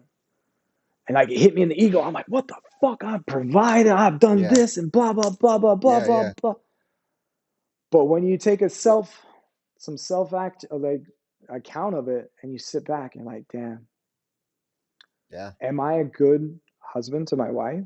Am I a good father to my daughters? Like, if my daughter brought home a guy like me and set him down across the table and said, this is the guy that I'm going to be with, I know I would like, no, hold on, bro. Like, hold the fuck on. Like, no, that ain't it. Like, I need better than this. And like I do a lot of breath work. I do a lot of stuff to try to regulate my system because, you know what I mean? That little thought can derail you completely and just throw you into a fucking spiral. You know what I mean? So like trying to find that stuff instead of like what they were telling me. They told me this shit when I was going through behavioral health, when had me all meted up. They're like, well, as long as you're tranquilized, you're not a threat to yourself or other people. Do you know what I mean? And I'm like, but I'm just supposed to walk around drooling all fucking day? Like, no, man, that ain't what. Yeah. I don't know. That was a tough one. Like I had to take some real hard accountability of myself and say, oh shit, nah, man, I need to work on this. I need to get better for my kids, for my daughters, for my wife, because like I said, I'm no good to nobody if I'm fucked up. Yeah. Okay. we're getting to the end Hmm. here. When you look back on 21 years, 54 months deployed, and everything you've been through, what do you think the Army took from you, and what did it give you? Everything. Took everything from me, gave me everything at the same time. Do you know what I mean? It's like all Yeah, those sacrifices you do, all those birthdays, all the memorial services, all that stuff. It was all so people could thank me for my service, I guess. I don't know. You know what I mean? It's like it gave me my retirement. It gave me all those things. But at the same time, when I was teaching cadets, I was trying to tell them, man, I was like, know what you want to get out of it. Because the Army's going to get what it wants out of you. Know what you want to get out of it. sure. And know that everything, it's give and take. Nothing is free. Like everything comes at a cost. Like you can't just nothing is for free. So it gave me the brotherhood. It gave me all my closest homies, like the friends that I have hold dear to my heart was all through the Army, man. I don't know nobody from school, you know. Yeah, Don't talk to nobody, yeah, man. So, but at the same time, it took people from my life. It took time that I'll never get back. It took, bro, it had me broken down to nothing so many times, you know what I mean? But at the same time, built me back up to where I am today. So I don't know. It gives and takes everything, man. no, for sure, 1000%. Mm-hmm. Okay, if a young kid walked up to you right now in Tennessee and said, "I want to join the infantry," what would you tell them honestly about it? I'd probably say you ain't ready. I'd probably say like, Yeah, just because you saw a movie or whatever, that yeah, it ain't nothing like that. Like I would tell them, I wouldn't talk anybody out of it. I'd tell them exactly what I went through, and because some people come in because they're patriotic or not. I wasn't none of that. I was here because I wanted to go to college. I needed to get the fuck out of Idaho. Like that was yeah, it. Then after that, the reason why I stayed in was closer to my boys than I was to anybody else. I yeah, felt this duty to my guys more than I felt anything else. I didn't give a shit about the country. Most of them dudes, like, I don't fucking care about that. It was these dudes that were in this training with me, or all those dudes that went through all those deployments with me. That was the most important thing to me. Nothing else. yeah, You know? yeah. Okay. What do you want your old soldiers, the ones that served under you, to remember about you as a leader? That I gave a shit. That I legitimately gave a shit. Like I cared about Yeah, every one of them, and that was another reason why, like, after that Afghanistan deployment, they were supposed to go back, you know, and Sergeant Major Welch pulled me in, and I was supposed to go up to division. I was supposed to get interviewed up at division for a G3 job. Sergeant Major Welch was talking. He was like, we can make you a first sergeant right now, and this and that. I said, hey, Sergeant Major, how much time you got left? He said, about 3 months. I said, your word is only good for 3 months. yeah, And then I was the reason why I never told nobody this. The reason why I was trying to go to division was because all them boys from Afghanistan, when they came back and they got in shit, all that shit, having to deal with that and kick them out of the fucking army. After all that shit, Francis couldn't pass the PT test, fucking chapter them out. You know what I mean? And I was just trying to take this it's business mentality to it. But bro, I couldn't. Do you know what I mean? yeah, When you got in trouble, they were talking about like, oh fucking just leave them. What the fuck? Nah, yeah, man. Nah, that's not what the fuck I'm about. You know what I mean? yeah, Once the business, I couldn't differentiate between business and personal anymore. And I couldn't kick them dudes out, man. After all that stuff, I yeah, was like, dude, I can't do this shit no more. And I went to division. They sent me on a bunch of instructor jobs after that. But I kind of knew that my time was done. You know what I mean? And yeah, that was I just want all them dudes to know that I gave a shit. Even when I was talking about business and all that stuff, you know what I mean? Business, whatever, because I couldn't compartmentalize it. Do you know what I mean? yeah. Not after that shit. Not after Afghanistan. I just nah, it wasn't business no more. For guys still struggling out there with PTSD, drinking, isolation, or thinking about giving up, what's your message to them from where you're sitting now? Fucking hit me up, bro. That's what I would say. Hit me up. I would honestly, it's the most dangerous fucking thing ever, but I'd say sit in that shit. Yeah. Fucking don't drink it, don't pill it, don't fucking smoke it. Don't do anything to get that away. Just feel it, man. Sit in it. It's coming up for you to fucking feel that emotion. Like, bro, I would tell everybody, don't stuff it down, man, because you ain't never gonna get rid of it. You're just gonna prolong it, and it's just gonna build more momentum, and it's gonna take your ass out one day. But I would honestly tell everybody else, find yourself. Like that's like who you really fucking are. A lot, because dude, I had this talk with my wife, and I was like, the young dude that I was coming up, man, I cared more about what them 100 dudes in that company and them 300 dudes in that, 600 dudes in that battalion knew, like, thought of me than I did anything else. If they thought I was the coolest, baddest motherfucker in the world, that's what meant the most to me. Do you know what I mean? Like, and then I built this fucking ego up around that I'm the coolest and the baddest motherfucker that ever lived. You know, and then ain't none of it true. It's all in your head. Like, I had to sit with that, like, and that's where a lot of dudes can't take it. Like, you know what I mean? Like, a lot of dudes at the end of their careers, like, start, the ones that stick out, like, the most, like, the ones that got sick, the ones that got fucking hurt, it wasn't the dudes that died, man. It's like Stu, man. You remember Stu? Yeah, man. Stu, the reason why Stu was in 3-1 was because of me. Stewart, I knew him from my third deployment in Iraq. He was in 5-1. He's like, Keller, man, get me over. Sergeant Keller, man, get me over there. I pulled him over there.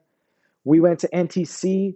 They found out he had, like, degenerative joint in his neck. He wasn't supposed to deploy. He fought. He got deployed. They put him in HHC to be the armor.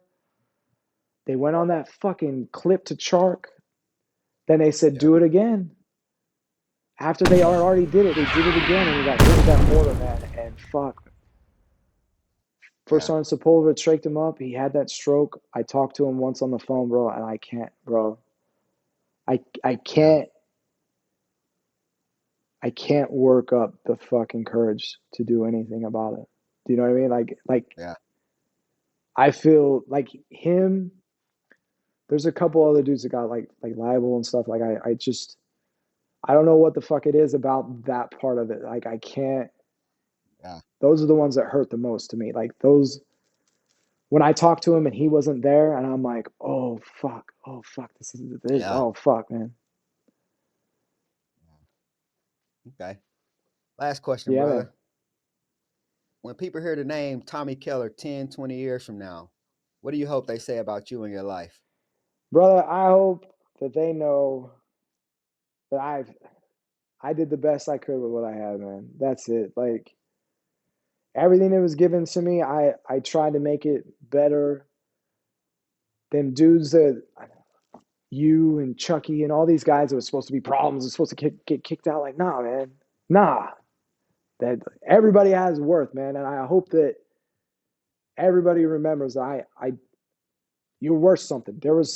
You may not be able to do this job, but you can do something and you can help. And you ain't like, I just hope that somehow, some way, I let people know what their worth was, like what it meant to be a member of a team, like a part of the brotherhood, like all this stuff, like something that I gave a shit, you know what I mean? That I wasn't just talking, that I actually gave a shit about what happened to everybody out there, you know what I mean? Tommy Keller gave the Army 21 years and 54 months downrange. From Balkans peacekeeping to the streets of Iraq and the mountains of Afghanistan, where every step could have been his last. The war might be over on paper, but for a lot of us, It's still going on in our heads.